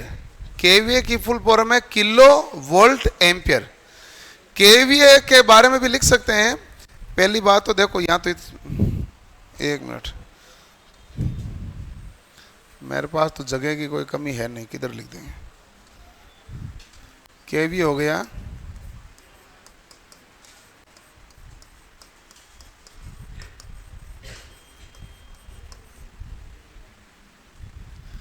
ये हमारे पास होती है आभासी शक्ति। कौन सी शक्ति कहलाती है? आभासी शक्ति किस में मापी जाती है? केवीए में। आभासी शक्ति किस में मापी जाती है? केवीए। क्लियर? तो जो फोटो लगाना है वो क्यों नहीं लगाते हो तुम चेंज क्यों करते हो? है मतलब क्यों?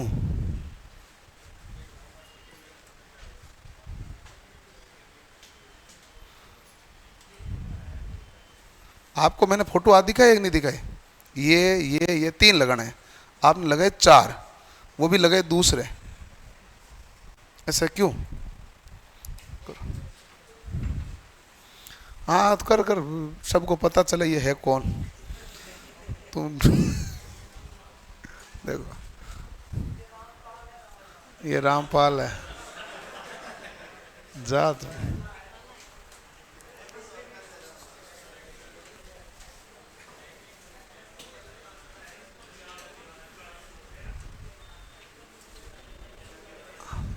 हाँ भाई बैठ जाओ वापस।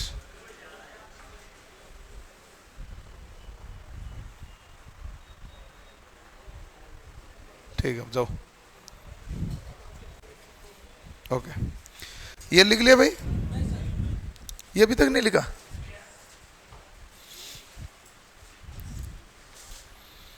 क्या है भाई? हैं?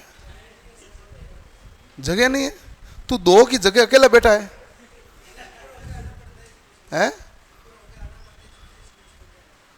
अरे ऊपर होके आना पड़ता है इसलिए नीचे से आ गया है, तू गए ही क्यों? सवाल तो ये है ना।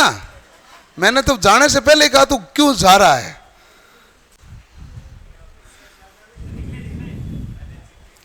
लिख लिया भाई, ओके। अब देखो अधिकतम दक्षता कब ज्ञात की जाती है।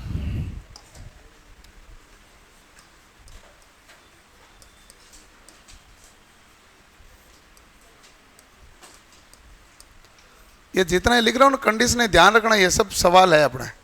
अधिकतम दक्षता ज्ञात करनी होती है तो अधिकतम दक्षता होती है स्थिर हानि बराबर क्या हो जाता है, अस्थिर हानि। जब हमारे पास स्थिर हानि और अस्थिर हानि बराबर हो जाए तो दक्षता क्या होगी भाई, अधिकतम। ठीक है, या फिर आप ये कह दो लोहा हानि बराबर क्या हो गया, ताम्र हानि। बात तो एक ही हुई है, लोहा हानि बराबर ताम्र हानि। या फिर देखो परीक्षा वाला क्या घुमा के लिखने की आदत है, तो उसने क्या कर दिया, लोहा हानि बट्टा ताम्र हानि लिखा। दोनों बराबर है तो मान कितना आएगा, एक। लोहा हानि बट्टा ताम्र हानि बराबर क्या जाएगा, वज्र गुणा करोगे तो वापस ये आएगा कि नहीं आएगा। कुल मिला के है क्या, स्थिर हानि है जो अस्थिर हानि के बराबर होती है। तो दक्षता क्या होती है, अधिकतम। अधिकतम दक्षता के लिए पावर रेटिंग क्या होनी चाहिए, ठीक है ना।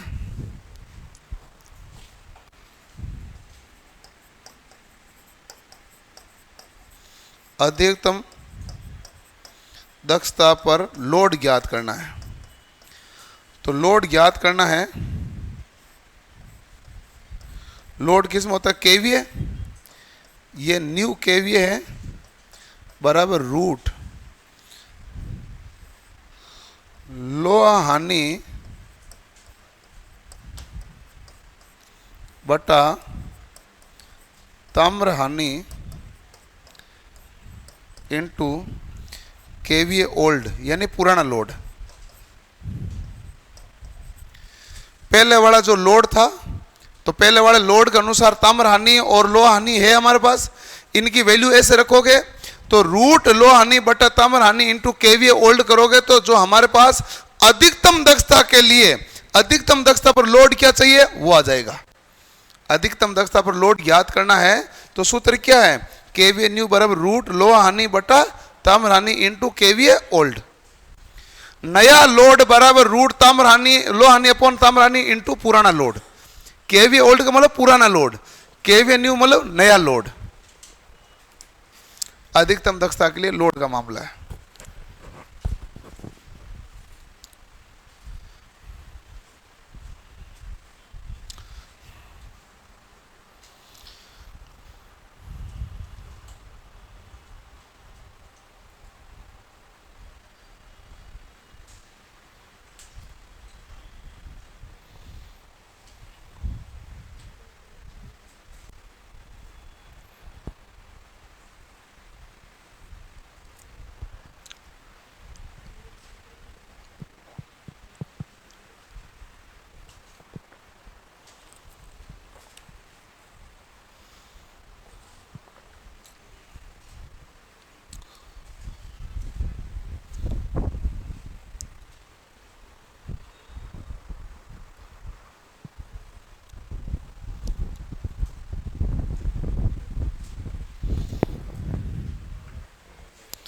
लिख लिया,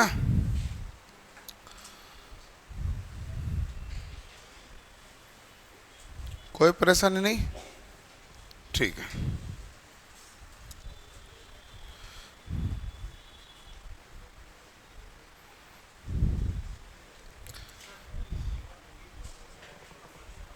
अधिकतम दक्षता पर लोड, जैसे मान लो कि आपको यह कहा है कि लोहा हानि 800 वाट है, ताम्र हानि 1200 वाट है और ये कंडीशन है 75% लोड पर, तो बताओ कितने प्रतिशत लोड पर दक्षता अधिकतम होगी। तो ताम्र हानि लोहा हानि का मान रखो, पहले वाला लोड रखो तो नया लोड आ जाएगा, कितने परसेंट पर आ जाएगा, ये मामला है। सवाल करेंगे इसके ऊपर, और जो सवाल मैं करूंगा वही तो करेंगे, आप कौन सा घर पे जाके करेंगे।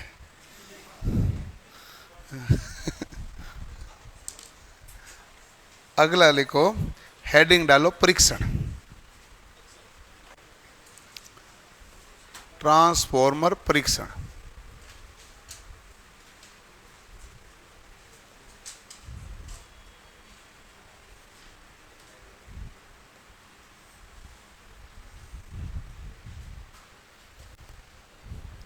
ठीक है, ट्रांसफॉर्मर के परीक्षण है हमारे पास अलग अलग प्रकार के 3 परीक्षण होते हैं। एक है खुला परिपथ परीक्षण, एक हमारे पास लघु परिपथ परीक्षण, और एक हमारे पास बैक टू बैक परीक्षण। सबसे पहला जो परीक्षण है वो हम कहते हैं खुला परिपथ परीक्षण।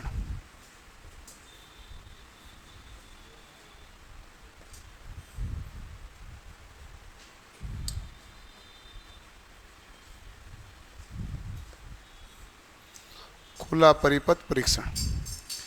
खुला परिपथ परीक्षण क्या कहता है भाई? ये कहलाता है, खुला का मतलब ओपन सर्किट टेस्ट,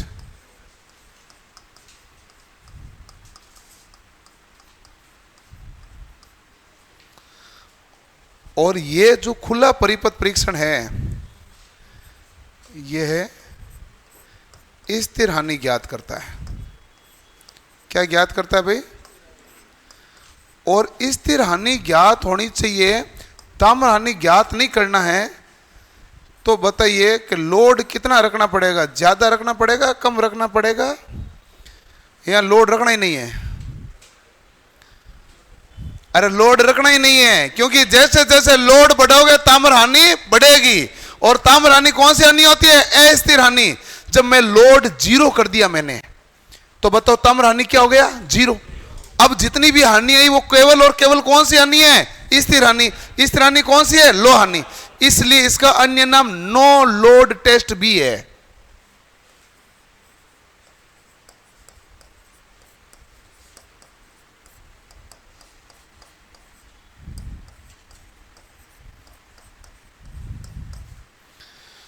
ठीक है, ओके। ये तीनों लाइन समझ में आ गई कि नहीं आ गई? आई गई होगी। अब यहां पर एक है प्राथमिक वाइंडिंग होती है, एक सेकेंडरी वाइंडिंग होती है। ओपन सर्किट परीक्षण का मतलब है एक वाइंडिंग को आपने क्या रखा? ओपन। ओपन जिस वाइंडिंग को रखा इसका वोल्टेज क्या है? हाई। इसका वोल्टेज क्या होता है? ज्यादा। तो आप कहेंगे कि हमने निम्न वोल्टेज की तरफ तो क्या लगाया है? मापक यंत्र, और उच्च वोल्टेज की साइड को क्या रखा है? ओपन।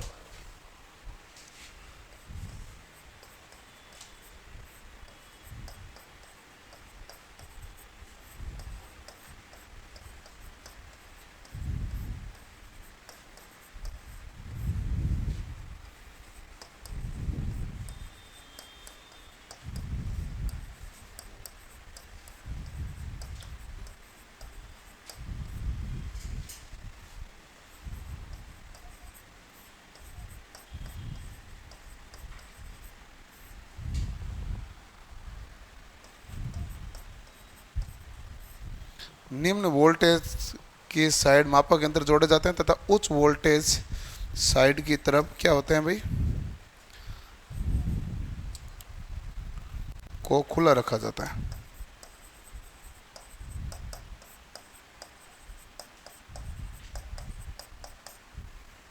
ठीक है, इसमें जो वाट मीटर लगाया गया ना, ये वाट मीटर है निम्न पावर का, निम्न पावर फैक्टर मीटर का। यानी इसका वाट मीटर का पावर फैक्टर क्या होता है? कम। इसमें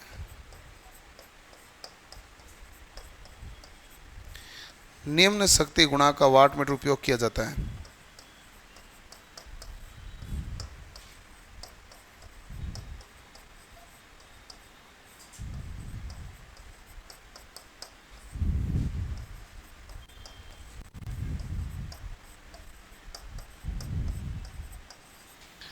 इसको कितनी धारा प्रदान की जाती है? 2% से 5%।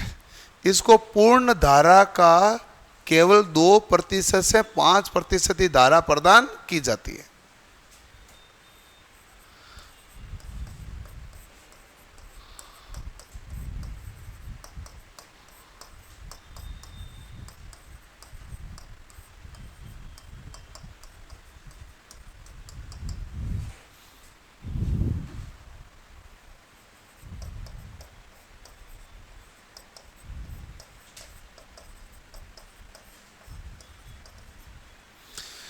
इससे पूर्ण धारा का केवल 2% से कितना परसेंट है भाई, 5% धारा प्रदान की जाती है।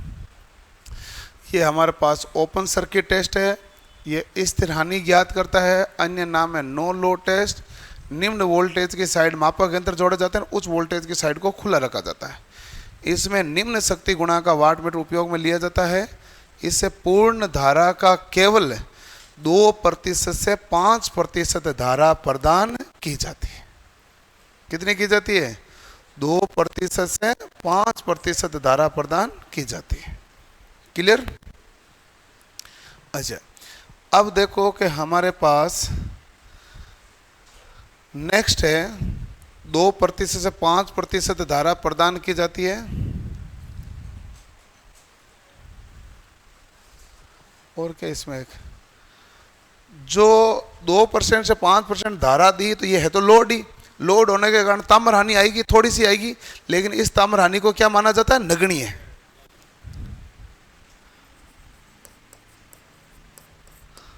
इसमें ताम्र हानि को नगण्य माना जाता है।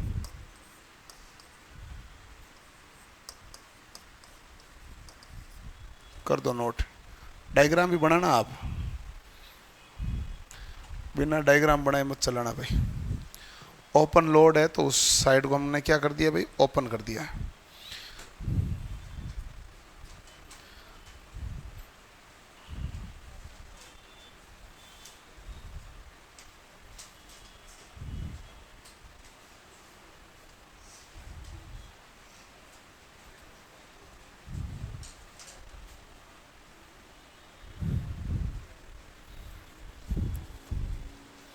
और स्थिर हानि है तो ये वोल्टेज रेटेड एवं फ्रीक्वेंसी रेटेड है भाई। ये करंट रेटेड थोड़ी ना है। करंट रेटेड कौन सी हानि होती है, ताम्र हानि। और ये हानि कौन सी ज्ञात कर रहा है, स्थिर हानि। स्थिर हानि कौन सी होती है, लो हानि। तो ऑब्वियसली बात है voltage rated and frequency rated है। ताम्र हानि तो इसमें क्या है, नगण्य।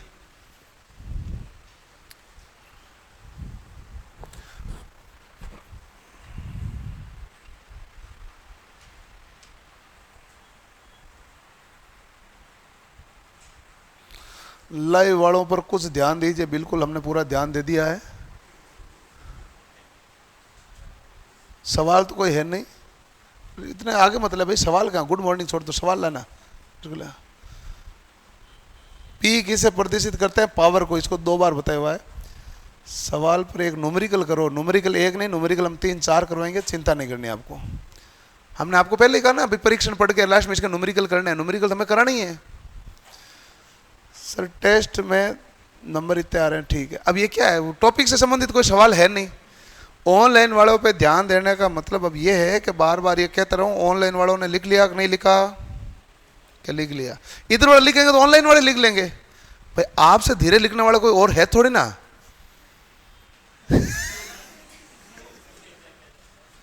तो आप लिखेंगे तब तक ऑनलाइन वाले लिख लेंगे। अब ऑनलाइन वालों में कोई नाम तो लूंगा नहीं। जैसे आपका कोई सवाल आएगा तो ऑटोमेटिक सवाल को कंसीडर कर लिया जाएगा। बाकी ऑनलाइन को वालों को तो ज़्यादा फायदा रहता है कि सेम क्लासरूम वाली फीलिंग ले लो।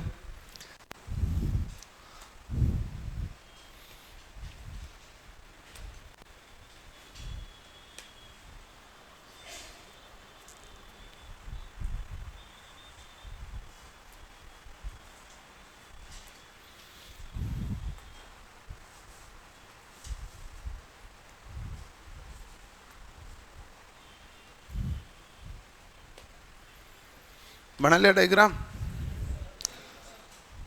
जल्दी बनाओ जल्दी। मैंने डायग्राम बनाने को कह कर गलती कर दी।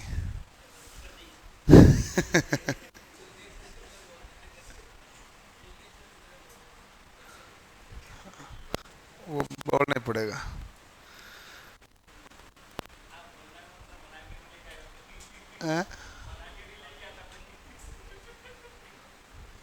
अब देखो भाई, अब हम तो क्या है कि वो वाला मामला है। हम तो ये बाई दिव्य मान के चलते हैं कि यहाँ आए हैं, सब पढ़ने आए हैं, तो खुद को सेल्फ ध्यान रखना है बहुत ज़्यादा। हम तो हमारी तरफ से दिए हैं भाई, जिसके डाउट आए डाउट क्लियर कर दें, परेशानी है उसको दूर कर दें। ये हम कर सकते हैं। बाकी पढ़ने वाले बहुत आते हैं, पढ़ते हैं, पढ़ते ही बहुत लगते हैं, नहीं पढ़ने वाले बहुत आते हैं, केवल हमें फीस दे के भी चले जाते हैं, बहुत आते हैं, सब तरह के।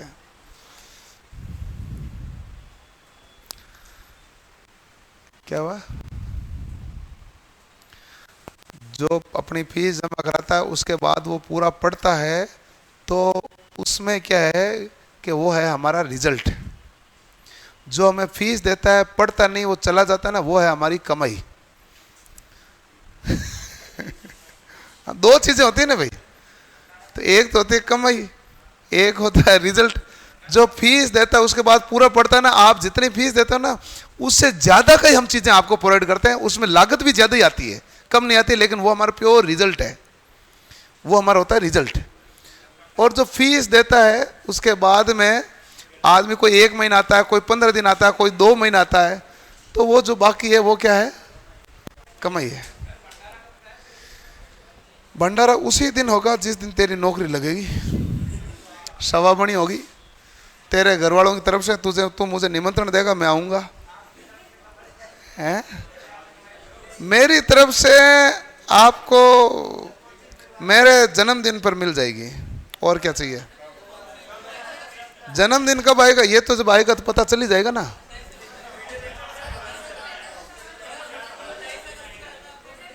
तब तक बेच, तब तक ये पढ़ाया पूरा नहीं जाएगा, तब तक चलता रहेगा।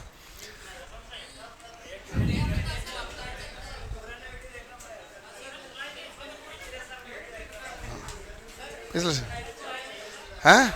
हाँ, तो नहीं है। हाँ, अब देखो बात इतनी है कि अभी तो रेल वाले खुद परीक्षा नहीं ले रहे हैं, कोई भी स्टेट वाले भी परीक्षा नहीं ले रहे हैं। कोई परीक्षा ले कहां रहे हैं अभी? क्योंकि नीट वाला मुद्दा अटका हुआ है। अभी भी सुप्रीम कोर्ट ने एक और निर्णय दे दिया कल कि आप मुझे बताओ कौन से सेंटर पे लीक हुआ था। यानी कि इस चीज पर पड़ताल चल रही है। यदि किसी सेंटर पर कोई लीक हुआ और 2 ही आदमी अफेक्टेड हुए हैं, उन्होंने कहा 0.0001% भी गड़बड़ी हुई है तो गड़बड़ी है, यही तो बोला उन्होंने। उनका स्टेटमेंट यही तो था, यदि यही गड़बड़ी हुई तो गड़बड़ी है। तो मामला इसलिए कोई भी स्टेट वाले अपने अभी परीक्षा करवाना चाह नहीं रहा है। वो कह रहा पहले इनका देख लें हो क्या रहा है, हम तो बाद में देख लेंगे, नहीं तो ये है ना वो तीर उड़ रहा है उधर गया हुआ अपन क्यों लें, यही बड़ा मामला है। तो कोई स्टेट परीक्षा भी ले नहीं रहा है। मामला इतना ही है, नीट बड़ा मुद्दा है, और नीट के बड़ा मुद्दा के चक्कर में क्या है कि कानून से ही ढंग के बनेंगे, चीज़ ऐसे ही ढंग की होगी, या फिर रूल एंड रेगुलेशन ऐसे होंगे, सिक्योरिटी ऐसे होगी, कुछ ना कुछ होगा बदलाव। इसलिए मुझे तो ऐसा लगता है, इसलिए रेलवे भी डेट नहीं दे रहा है। रेलवे ने कहा, मेरा मानना है, रेलवे ने कहा कि मान लो मैं एग्जाम डेट देता हूं, रेलवे में तो फॉर्म भरने वालों की संख्या भी ज्यादा है, और यदि बाई दी वे गड़बड़ हो गई तो सरकार कहेगी एक तो नीट था, एक रेलवे तो सोया हुआ मुद्दा था, तुमने जगाया। इसलिए वो कहते हैं पहले नीट का देख लेते हैं हो क्या रहा है। खुला परिपथ परीक्षण हो गया। अगला हमारे पास है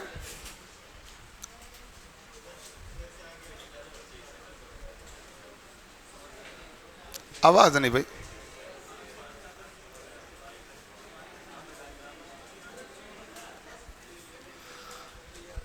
लघु परिपथ परीक्षण, आवाज नहीं।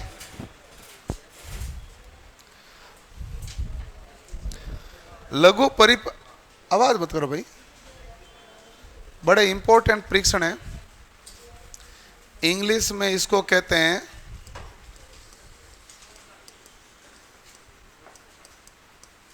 Short circuit test. यह कौन सी हानि ज्ञात करता है? अस्थिर हानि को ज्ञात करता है।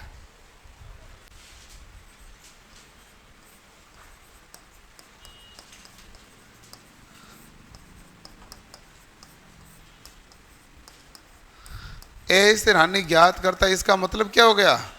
ताम्र हानि। अस्थिर हानि का मतलब कौन सी हानि है? ताम्र हानि, ठीक है।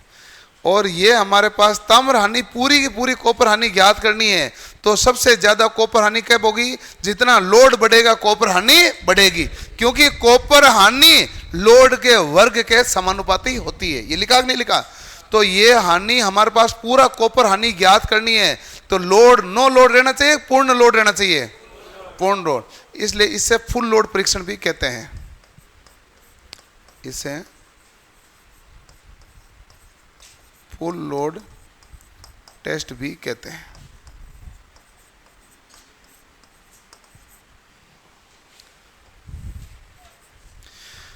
हाई वोल्टेज की साइड में तो लगाए जाते हैं इसमें मापक यंत्र, और लो वोल्टेज की साइड को क्या किया जाता है? Short circuit. इसमें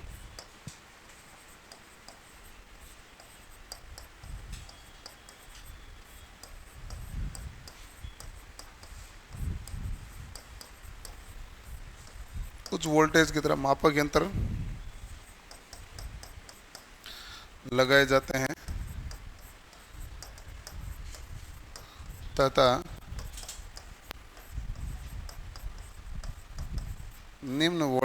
की साइड को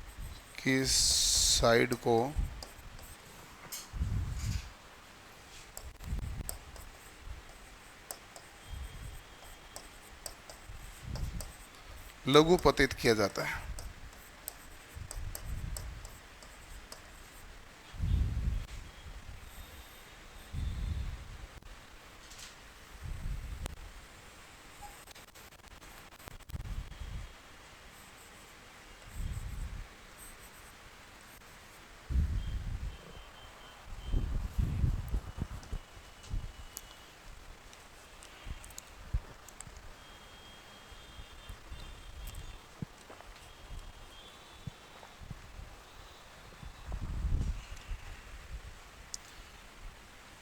शॉर्ट सर्किट टेस्ट ये अस्थिर हानि ज्ञात करता है, इससे फुल लोड टेस्ट भी कहते हैं। इसमें उच्च वोल्टेज तरह मापक यंत्र लगाए जाते हैं तथा निम्न वोल्टेज की साइड को लघुपतित किया जाता है। अच्छा, अब हमारे पास है, ये हमारे पास कौन सी हानि ज्ञात करता है? ताम्र हानि। और इसमें लो हानि क्या मानी जाती है? नगण्य। ये जो वाट मीटर है ना, ये उच्च शक्ति गुणा का वाट मीटर जोड़ा जाता है इसमें।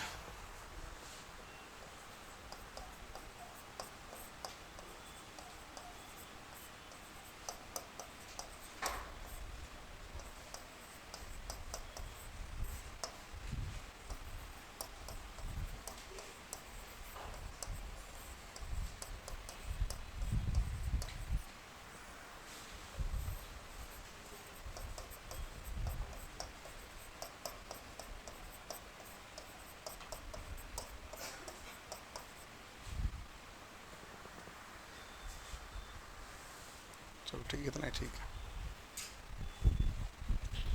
लिख लिया भाई। डायग्राम बनाने जितनी जगह छोड़ देना, नहीं तो फिर क्या है कि क्या नीचे थ्योरी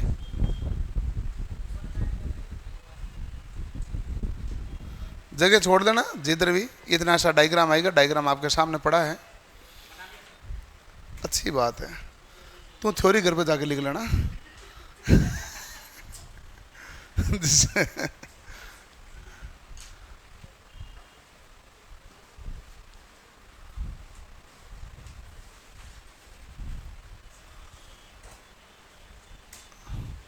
ठीक है, चलो अगला जो हमारे पास परीक्षण है वो है ना, ये भी काफी इंपॉर्टेंट है परीक्षा में, इसका भी नाम रहता है, इसे हम कहते हैं सपनर परीक्षण। तो ये तीसरा परीक्षण लिखो,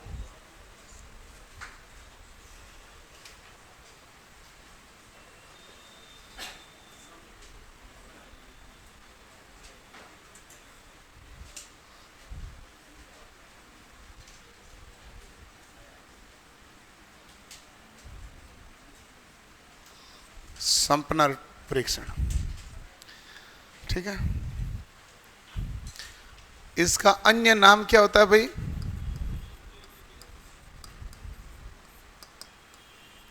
अन्य नाम है बैक टू बैक टेस्ट या बैक टू बैक परीक्षण।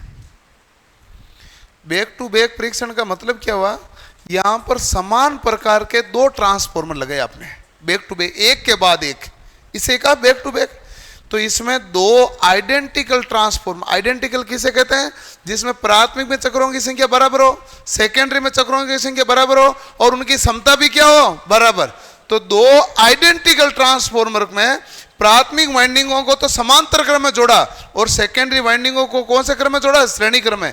देखो एक के बाद दूसरा चल रहा है कि नहीं चल रहा है। तो प्राथमिक को तो आपने समांतर क्रम में और सेकेंडरी को कौन से क्रम में जोड़ा, श्रेणी क्रम में। तो इसे हम कहते हैं कि दो आइडेंटिकल ट्रांसफॉर्मर होते हैं, इसीलिए इसको बैक टू बैक परीक्षण बोले जाते हैं। इन दोनों के प्राथमिक वाइंडिंग समांतर क्रम में है, जबकि सेकेंडरी वाइंडिंग देख लो, ये हमारे पास कौन सा क्रम है भाई, श्रेणी क्रम में। लेकिन ये हमारे पास धारा की दिशा चेंज है कि नहीं है, चेंज है, इसलिए विपरीत ध्रुवता के साथ जोड़े जाते हैं। प्लस माइनस क्या होता है, इसका चेंज होता है, ध्रुवता क्या रहती है, चेंज। तो आप इसमें लिखेंगे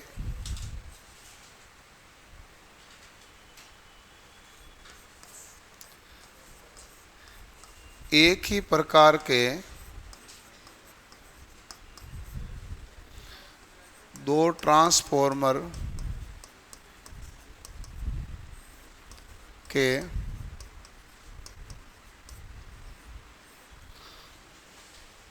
प्राथमिक वाइंडिंग को समांतर क्रम में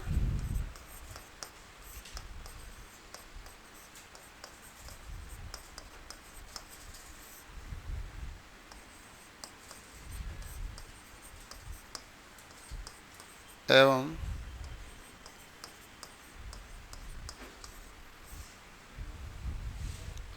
सेकेंडरी वाइंडिंग को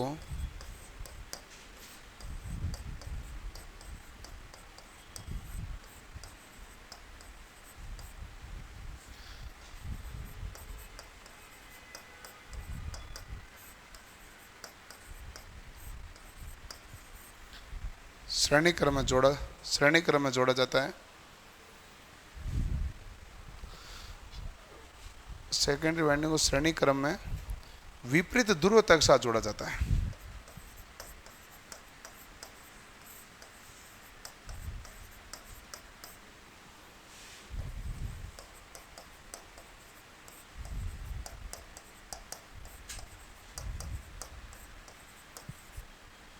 ठीक है,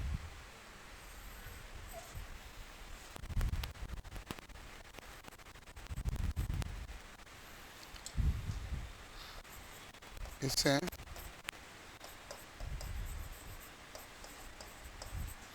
फुल लोड पर परीक्षण किया जाता है।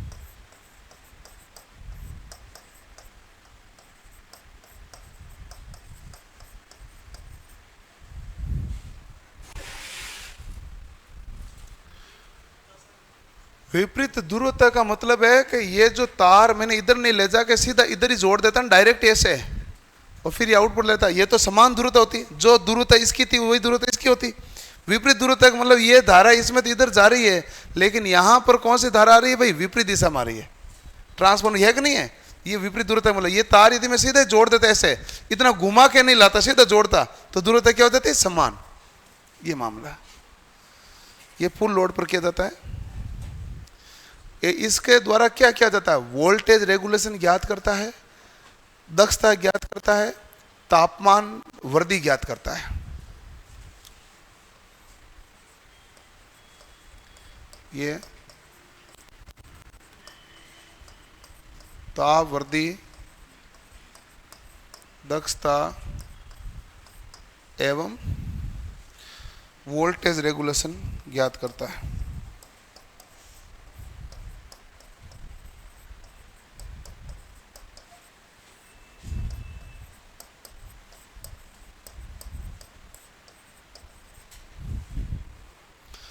क्या ज्ञात करता है भाई, वोल्टेज रेगुलेशन ज्ञात करता है।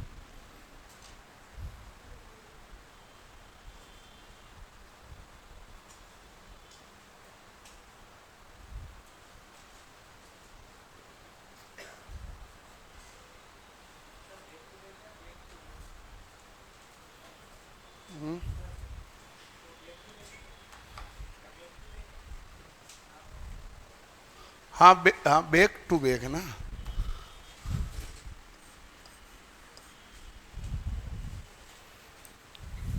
ये बैक टू बैक है।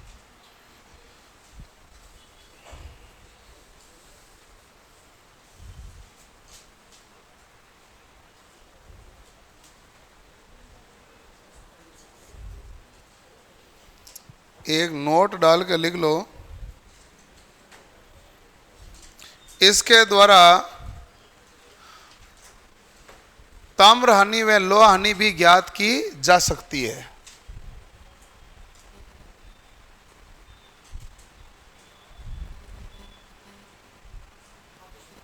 इसके द्वारा ताम्र हानि तथा लोहा हानि भी ज्ञात की जा सकती है।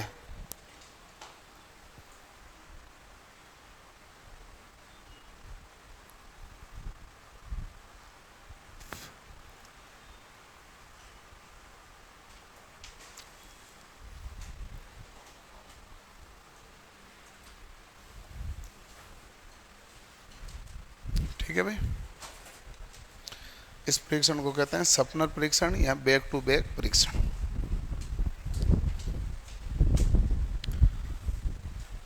कोई दिक्कत नहीं। अब एक दो सवाल कराता हूं। डायग्राम बना नहीं है, बाद बना लेना। डायग्राम आपके सामने है, जच्चे तो बना, जच्चे तो मत बना। डायग्राम तो बंदा देगा नहीं अगला, डायग्राम समझने के लिए होता है। अब तेरे बिना डायग्राम समझ में आए तो कोई जरूरी नहीं है। डायग्राम चाहिए होता है कि कैसे विपरीत ध्रुवता के साथ जोड़ा तो बना लो। बात तो यही है कि नहीं है। अब देखो,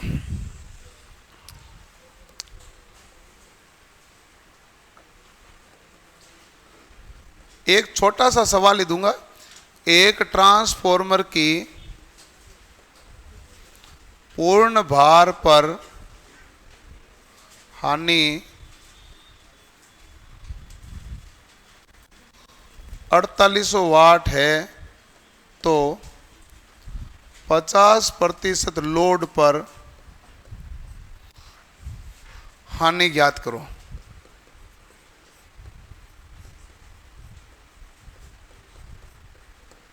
एक सवाल है, बाकी सवाल हम कल करेंगे। आज शुरू कर दिया है।